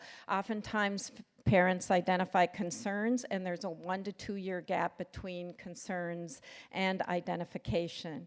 We have an opportunity to fill the gap there. We also know that while there's some children that are clearly demonstrating behavior or development that's atypical, and clearly those that are showing typical development, those that are in between are often missed, and most children are really not identified until kindergarten. If we were to add a screen to well-child checks and other checks, you can see that far more children would be identified. And so while some systems have required screens, other systems have optional or recommended screens. And we do see overall that screening works. It helps us to identify who needs to move on to evaluation. However, it doesn't stop after screening. We're really talking, when we're talking about early identification, we're talking about heading on to evaluation as one transition, and then a transition on into intervention services. So using a screen all or a screen refer algorithm is efficient. It puts all of our decision making in data. We clearly know who has a score that's above cutoff and needs referral. It increases detection. And here in Minnesota, our Department of Human Services has identified what a Medicaid compliant diagnostic assessment is. It uses evidence-based practices of DC 0 to 5, and as part of that process, we actually, if we're not doing further psychological testing, we put the ASQ3 actually right within that DA. And that ASQ-SE, or that screen for social emotional symptoms, provides us with referral information that looks at target symptoms that might help us with diagnosis. So if those steps are done before an evaluation occurs, it actually helps us to faster access to services and provides us with contributing data. So when we're looking at a screen, there are basically 3 results. Those that are on target, those suggest that there's a low risk and we should monitor, and those that require referral. And so when we're looking at early identification, there really are 2 steps. It's the result of that screen, but then it's that warm handoff into evaluation. And the DHS toolkit has provided a screen refer algorithm where social emotional screens are referred 3 places: medical, education, and mental health, and sometimes other supports as well.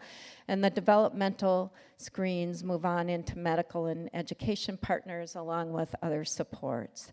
Many of our children may have elevated scores across both and end up in multiple systems, which is where all the collaboration needs to happen. So with that referral, evaluation would be the next step. And I want to talk a little bit about our pilot experience with screening, because I think it tells a story that's not as well known. And so I'd like to share with you, as part of our Department of Health grant, our SIB screening project. And what we did is we opened up screening to every sibling of a child who was receiving services at Fraser. And the reason we were compelled to do this is many of our clinicians often came around case studies and said, you know, I'm working with this 3-year-old, and mom just had a baby, and I'm watching this infant, and I really have concerns. And that conversation is a very difficult one, because those caregivers are exhausted. They're going through an emotional process. They're trying to navigate through a number of different systems, and they need a lot of help and support, and they're spent. And so trying to find a way to support this next screen screen, and this next sibling to possibly go through evaluation is a challenging one. So we started administering screens, and we had a number of people take those screens, and as you can see by the data here, 77% of the screens were elevated. Now, this is much higher than we would see in the general population, but the research does suggest families that have one child with developmental, social, emotional issues may likely have another. So we have a high elevation rate of screens, and you can see the follow-through for assessment, and we would expect some of them in the end did not receive diagnosis, but really the interesting story lies here. 31% of our screens did not follow through. And it's important to recognize, we all know about barriers such as wait lists, wait times, and what we did is we fast-tracked these through. So any SIB with an elevated screen just needed to walk up to the front desk and start the intake process to get scheduled for an evaluation, typically within a month. And what we found is they did not happen. No matter what we did, there was a whole host of things. We couldn't get the families in to get the results. Multiple calls, we sent mail, we contacted the clinicians who were working with the SIBs. Toward the end of the process, oftentimes what I would do is go through the medical record, look and see when they were seeing the clinician with the sibling, and then insert myself either through a phone call or actually visiting during that screen. And so there's a number of barriers that happen for our families. And when I checked in with Sean Holmes too, certainly there's other screens at other agencies and other providers where they do not end in an evaluation. And I think this deserves more attention. What can we do? And part of this is the culture that we have. And if you go back to my earlier slides talking about the culture of screening, screening should not be seen as a way to look for problems, but a way to track development and to identify not only risks, but resiliencies as we're heading into evaluation for children. So mental health screens in particular can carry a lot of stigma. It's new to many. They may not have knowledge, experience. There might be, in our case, where siblings are being served already. There might be multiple family stressors. Many of our families coming into the clinic have stressors around finances, transportation. They might be caring for elderly within their home, their own health stress, their own ACE scores. And they also might still be going through a grief and loss of the child they expected with that first sibling. So it's really important to note that it takes a village.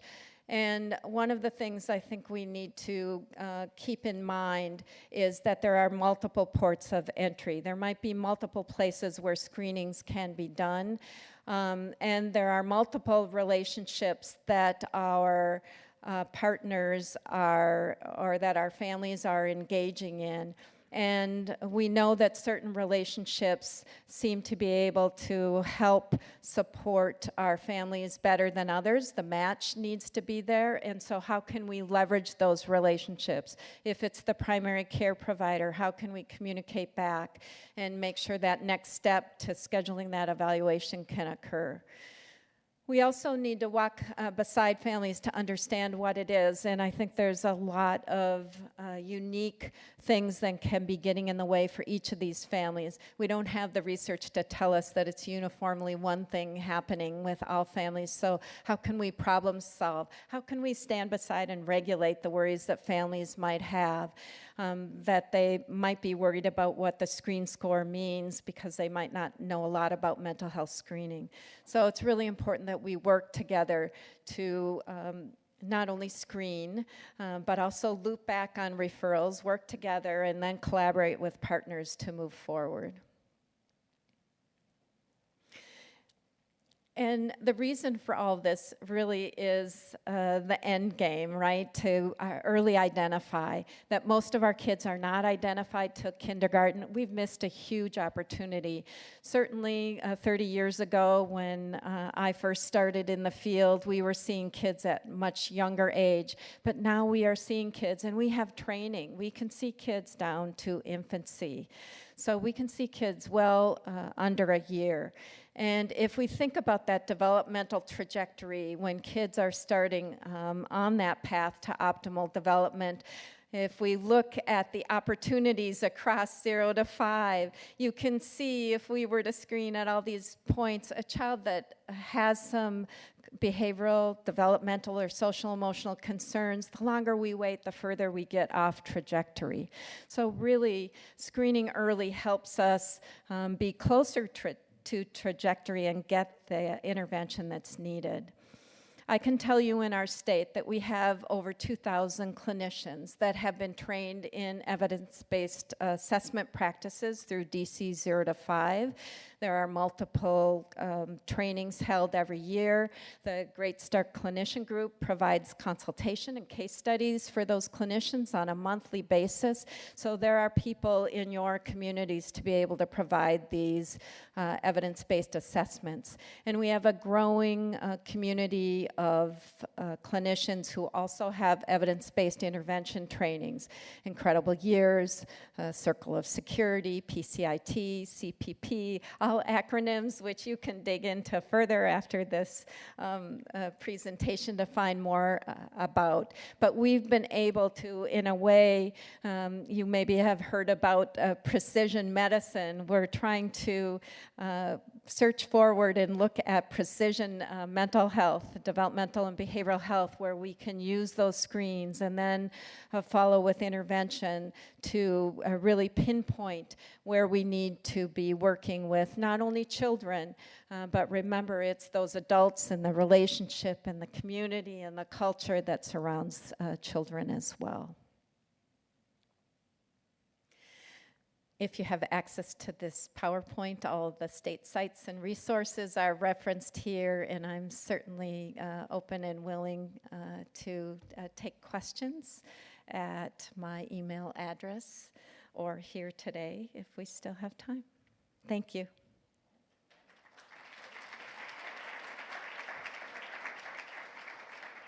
I'm gonna have you just go back a slide and just tell us if you would translate those PCIT so people know what these letters stand for, just to start. Yes, parent-child interaction therapy, and child-parent psychotherapy, and attachment biobehavior catch-up. These are all evidence-based practice interventions that the Department of Human Services is training clinicians and doing it in a way that maintains integrity to the models and supports interventions that are being applied nationally with great success.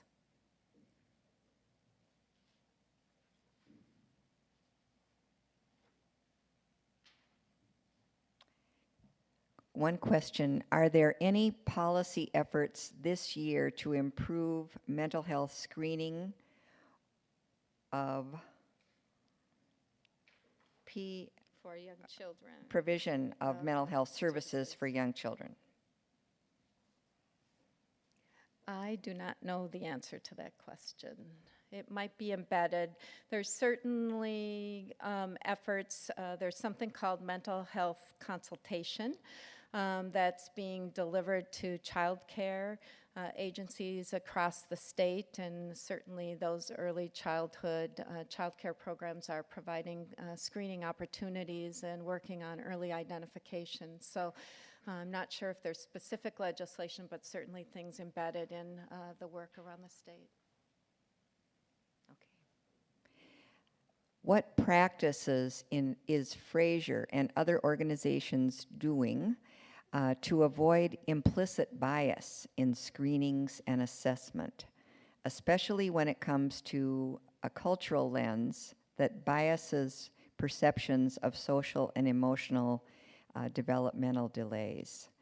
For example, seeing problem behaviors that are not there when seen in a cultural context?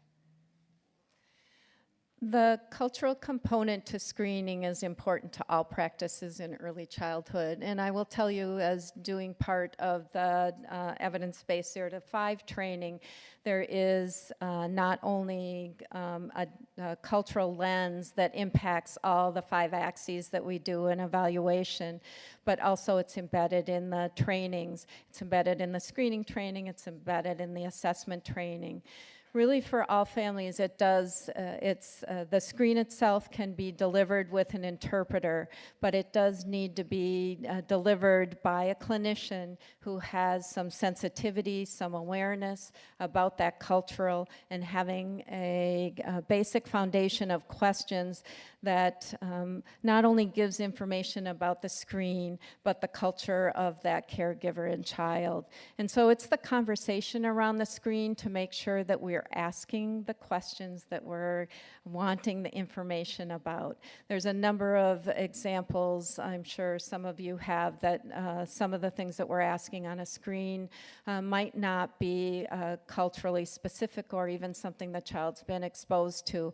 And those are things, for example, our organization brings back in the context of our training and in the context of our case studies so that we can better improve screening done with a diverse range of families. I think one of the challenges over the years has been, if you screen, then where do you send people, which is part of this capacity building that's going on.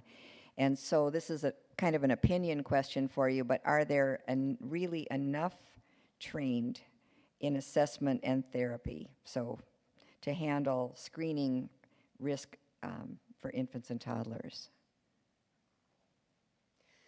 So in terms of screening itself, we could always use more opportunities. We know that because we aren't identifying children as early as we wish.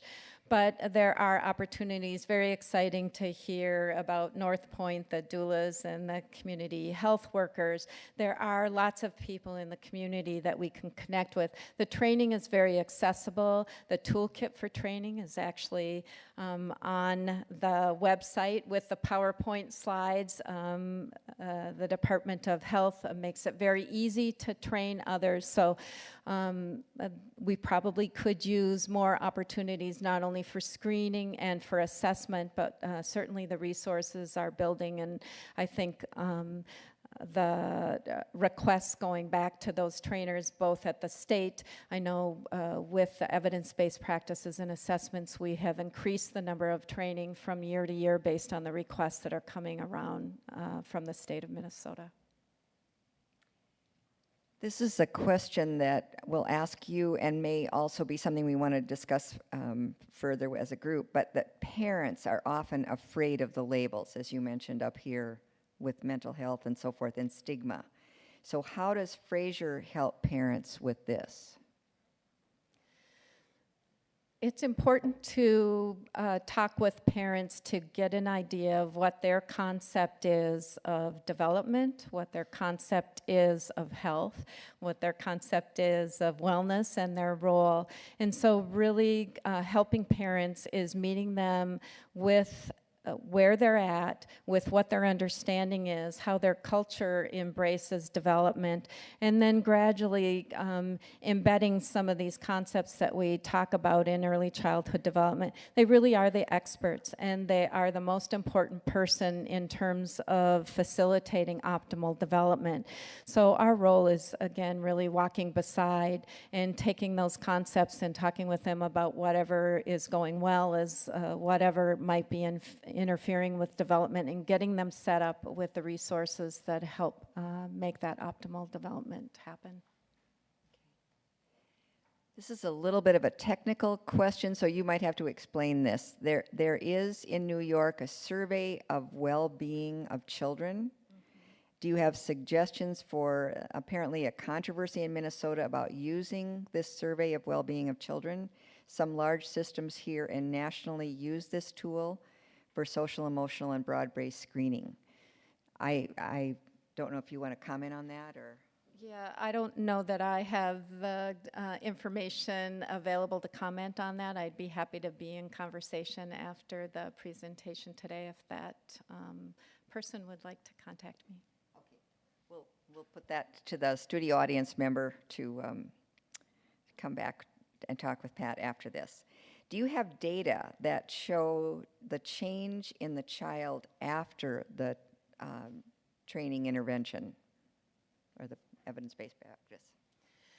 So yes, those evidence-based practices that you see up there are a little bit different. My focus is on assessment, so I actually don't deliver the practices, but I know that there are tools in each of those practices and many of those practices that provide baseline, and many times it is the treatment objectives that monitor progress and show change over time. So as clinicians, we're always looking at where we start, what are we focused on, and how do we know that improvement is happening, because if it's not, we need to change our path and look at what might be interfering.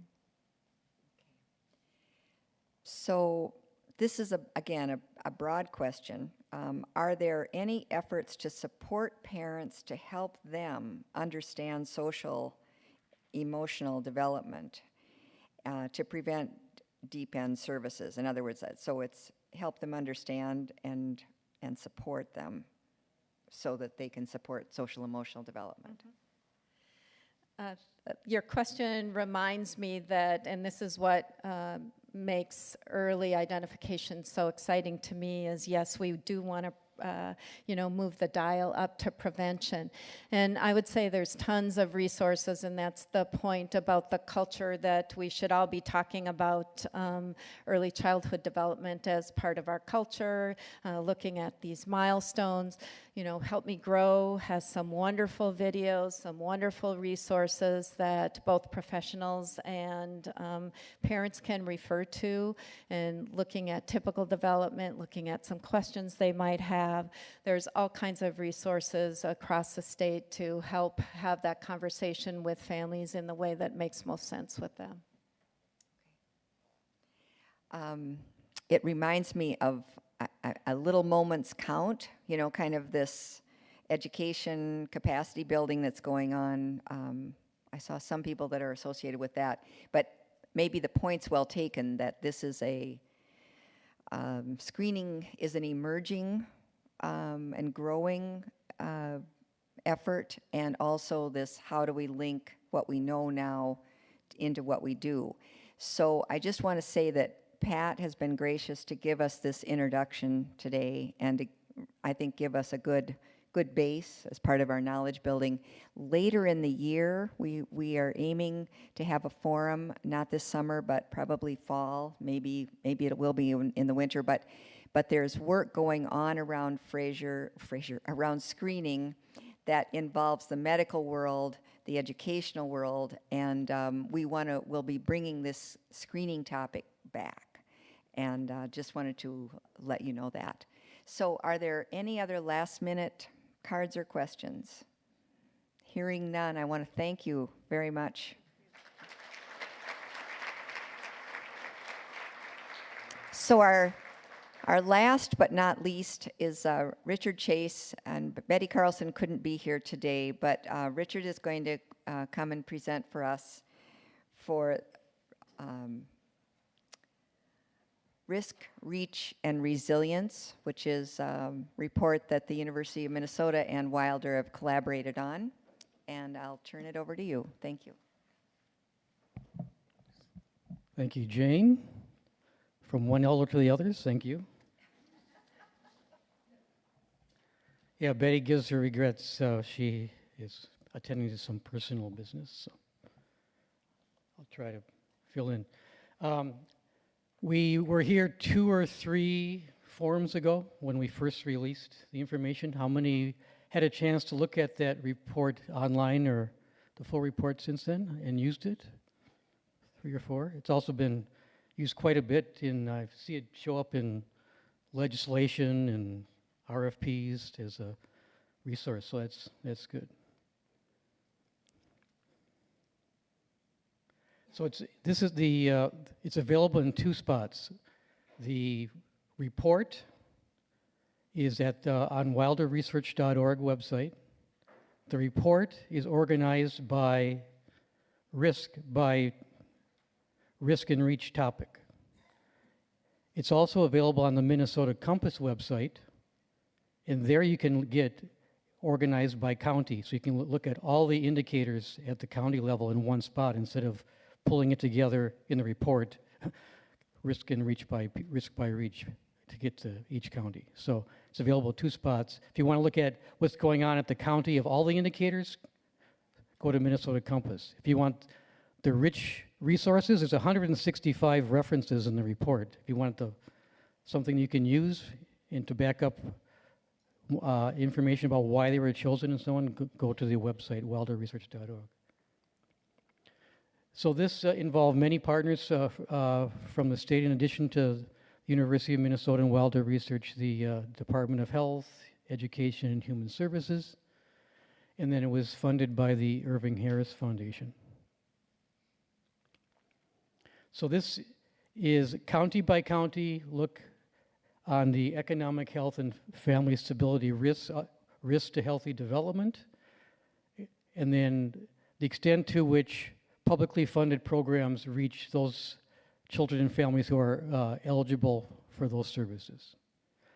We added this year, this is the second time we've done this study, this report. This time we've added indicators also of family and community resilience. So we all know, you've been part of this forum for a couple years, that the early years are the important years for development, physical, social, cognitive, health, all those well-being. What happens in early experiences has consequences throughout life. So that's why we're focusing on the earliest years and what's at risk what poses risk to healthy development. And we also know in those earlier years, that's where all the disparities and inequities begin. That infants born in poverty without adequate prenatal care, that we look at kids in foster care, it's a large number that are age 1, 2, under age 3. And then we know, especially for African American and American Indian babies, the systems are failing those more than other children. The report is really intended to inform and guide decision-making, how to allocate resources and to set policies that are equitable across the state, and for counties to learn from each other or to learn from other counties just how things are going. So Minnesota is one of a shrinking number of states where it's state supervised but county administered services in the system of delivery. Part of the inequities in funding has to do that some counties are able to supplement state funding with their own tax dollars. So that's part of what we can learn. But we also want to get at, early as possible, learning from each other, how we can address any systemic disadvantages that are built in to the systems, part of which are those economic disparities. So these are the risks that are included in the report. They're divided into 3 sections. Economic, so educational levels, unemployment and poverty levels.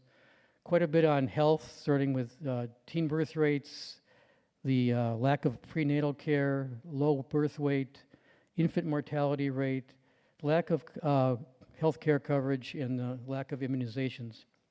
And then for family stability, around excessive mobility, the number of maltreatment reports, and then out-of-home placement. And all those then also get combined into composite risk, which I'll show you in a minute.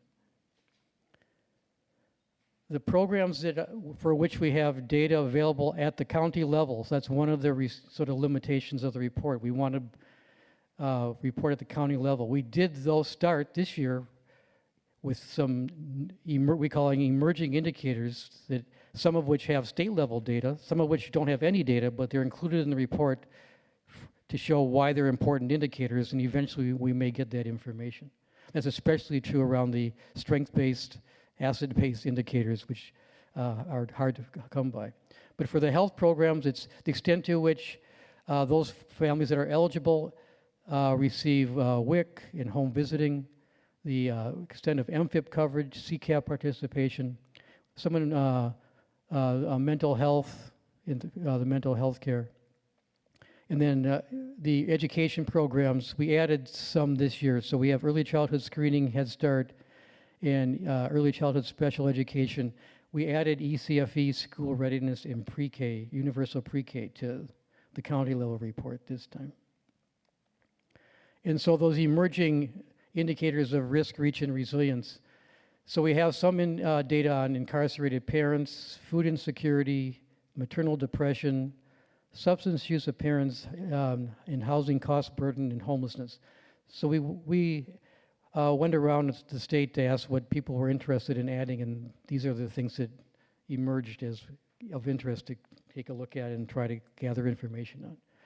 For programs, the extent of their reach, we added dental health, that mental health consultation in childcare that was mentioned earlier, and then early learning scholarships. And then for resilience, we have the science behind them, but no data, because there is no source of data at the state level, even for these either, of positive social support, healthy attachment relationships, and father involvement.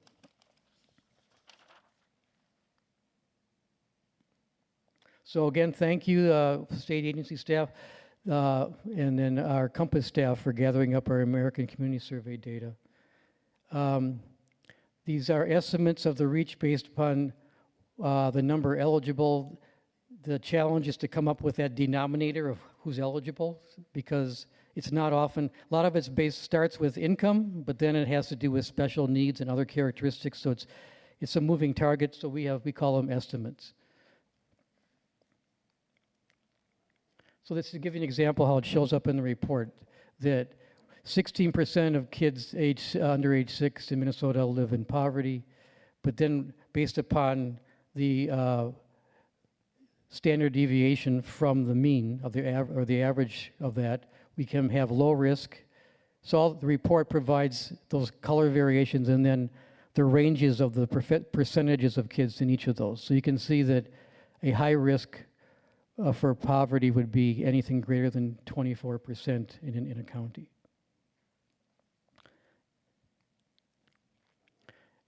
And then similarly, but you have to flip it. So the bigger the circle, the higher the reach, as opposed to the bigger the circle, the higher the risk. It's the bigger the circle, bigger the reach.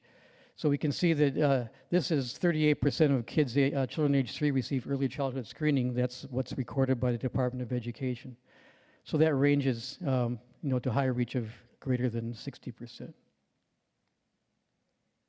So like I said, we took all the risks and created a composite of all those, again, looking at that range based upon the standard deviation from the mean. And then we took that risk composite map and then we planted all the reaches on that, so you can see the extent to which the counties at highest risk also have the highest reach, or what the relationship is between the risk and the reach. So we know here in these 7 counties, about 131,000 kids, or 31% of the kids ages, we have about 423,000 children age 5 and younger in Minnesota. So 31% of them live in these low-risk counties. You can see it's circling Hennepin and Ramsey and a lot of, mostly around the metro area. Then we add in the low to moderate risk counties. It's about 18% of the kids in the state age 5 and younger, about 74,000. The largest number, almost 200,000 kids, 47% of the children live in this moderate to high risk counties, which includes Hennepin and Ramsey. The biggest difference this year from 2 years ago was that Ramsey actually improved from a high-risk county to a moderate to high-risk county. So that consequently, the number of kids in high-risk counties went down to about 4% of children in roughly 18,500 living in high-risk counties. But if those counties to you are familiar to you, you can see where the high risk for healthy development overlaps often with the poorest counties and where a large portion of the children are American Indian children in those counties in northern Minnesota or other counties with high immigrant populations.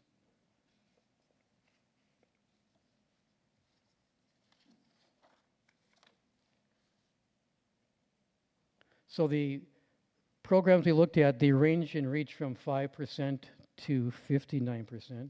The eligibility ranges from at or below poverty to 200% of poverty. You can see the program with the highest reach is the WIC program. You can see CCAP it hasn't really changed over the years, 13% of eligible. This year we had more.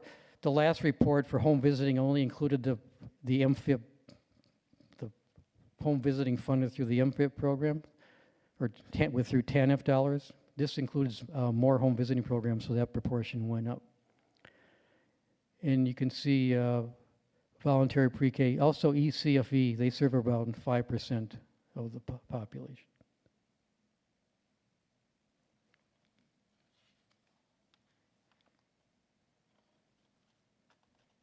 So I'll give you some idea of how this looks mapped against. So there's the risk map with the reach of early childhood screening. So we've got about 38% of those received developmental screening, children age 3.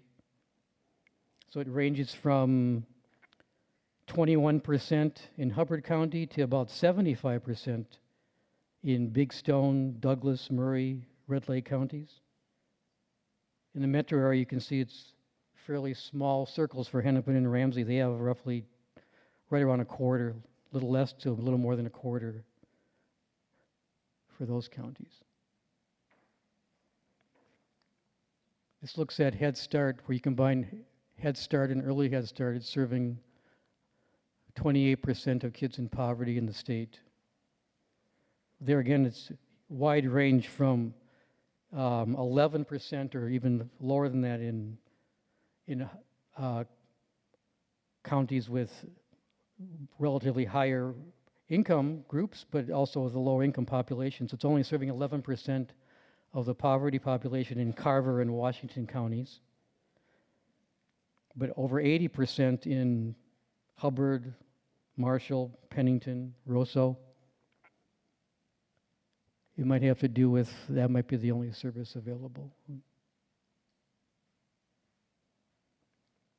then we have CCAP. So 13% of children under age 6 in low-income families served by CCAP. It ranges from a low of 3% in Todd County to 25% in Brown County. And look at the big circles down there in southern Minnesota around Rochester. Who knows why that is? Anybody?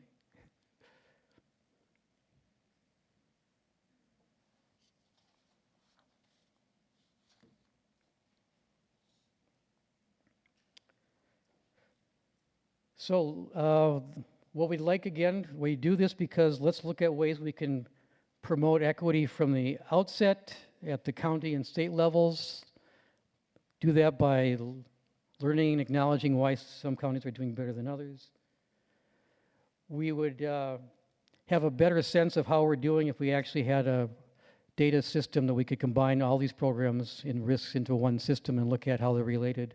We've got some of the programs in the early childhood longitudinal data system, but not all, and it's hard to really get a grasp of how these interrelate. And then continue to broaden our understanding of what it takes for healthy development, to strengthen relationships in families and communities, and to think about how we can get indicators of those strengths also to have more of an asset-based approach.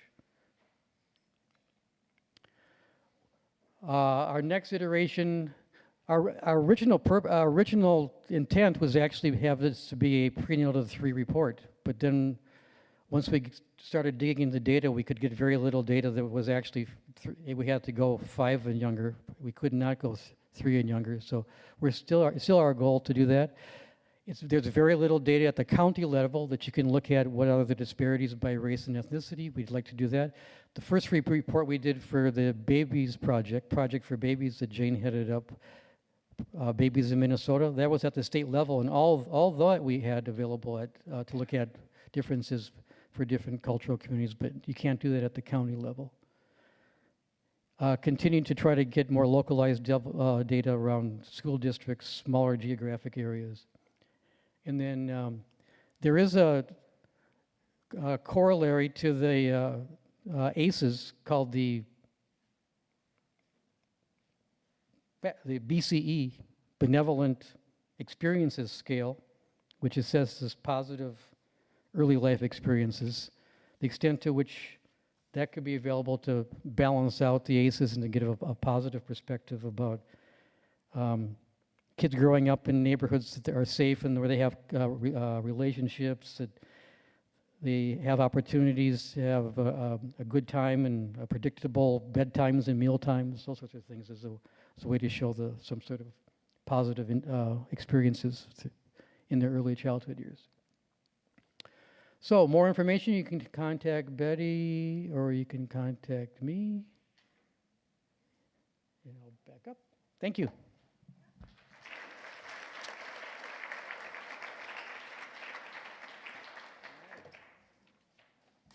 Questions?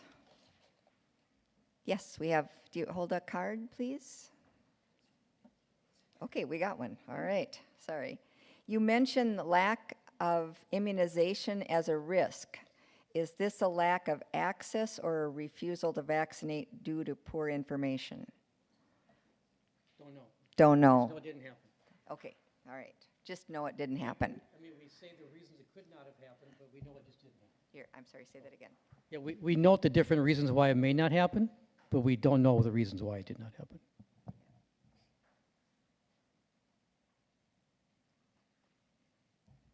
How should the risk, reach, and resilience report best be used in communities throughout the state for public information and action? And maybe you have some examples of how that's been done, or?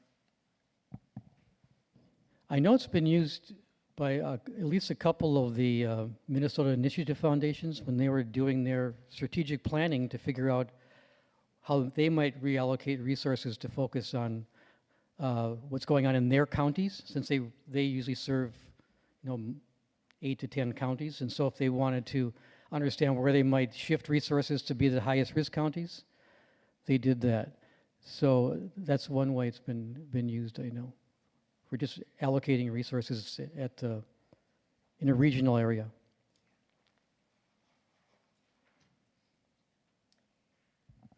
Hennepin County is very large and has both low income and high income areas. Are you able to break out by smaller geographic areas within Hennepin County? We sure tried. We knew we tried to do that this year. Because the data, we can do some of it based upon when it's census data, but when it's coming from data that gets reported to the state and they have it, to be able to sort it out by zip code or by address, it's just not feasible unless we had access to the actual data or lots and lots of money. So we know that. I know Hennepin County is huge. I mean, it's what, 40% of the state, something like that. So yes, I feel your pain. So one card here is just, this is so discouraging. We need a massive input of funds. And I think the inequities around the state for property taxes and so on are critical in that. But so that's the bummer. But now the other is what the data ask us, or what questions that raises. And so what are counties with high percentages of kids screened doing to get that high number? Really? Yeah, so can you answer? I mean, you don't know. No, we don't know. We don't know. But, so is anyone here from Big Stone, Douglas, Murray, and Red Lake counties? Anybody in the audience in the webinar from call in, Big Stone, Douglas, Murray? How are you doing that? You know, I've been presenting information on these indicators for 20 years, and I think it used to be 35%, now it's 38%. So it has ticked up, but it's been a pretty persistent number of, I've always wondered why we can't make a dent in that. But so if you know somebody from those counties, they have the answer. So, yeah. Yeah, I mean, it's really, I would love to answer these questions, but that's really not, yeah. It raises lots of questions we don't have the answers to. Well, there are some interesting Minnesota models, and Wilder has been studying the Invest Early, which is something maybe you can you're in the second decade of that study. And is that sort of a promising possibility for how an area's braided funds and work together? Can you comment? Can I comment? I don't have the information memorized, but it has ticked up higher than the state average over that, but it still hasn't reached 60% in those counties either. It's a tough challenge to reach younger families early I think the message about if it's universal idea, the main thing that I've been actually pushing for this is that we shift to family well visits. Because every child, it's almost 100% goes at least for their well baby visit through age 1. It drops it down a little bit after that. But if we could make that a well family visit, where we do that depression screening, but we also do the developmental screenings as part of that, it would become more universal and accepted, as opposed to my kid doesn't have any trouble, or I don't want to find trouble, or it's stigmatizing to this, to that. It's accepted. It's a well family visit, and that's where it happens. So, It's a good point. Well, I don't know about you, but I don't see any cards going up, so I want to say a couple of things. One, that first, thank you to Richard. I think for your ongoing work. I want to just remind us what we did today, which was share plans, build knowledge, and build relationships. Those are the 3 things we set out to do in the forums. It's what we're working on always.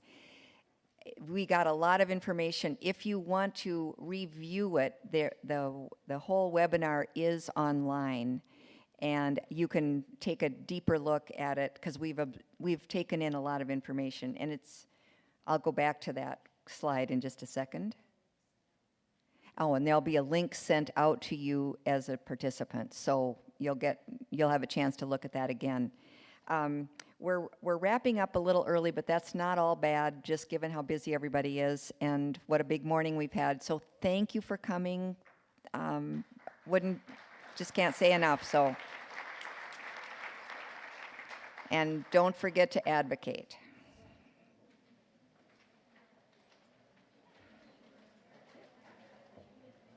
Thank you. you're welcome. This was helpful, and I think it challenges the whole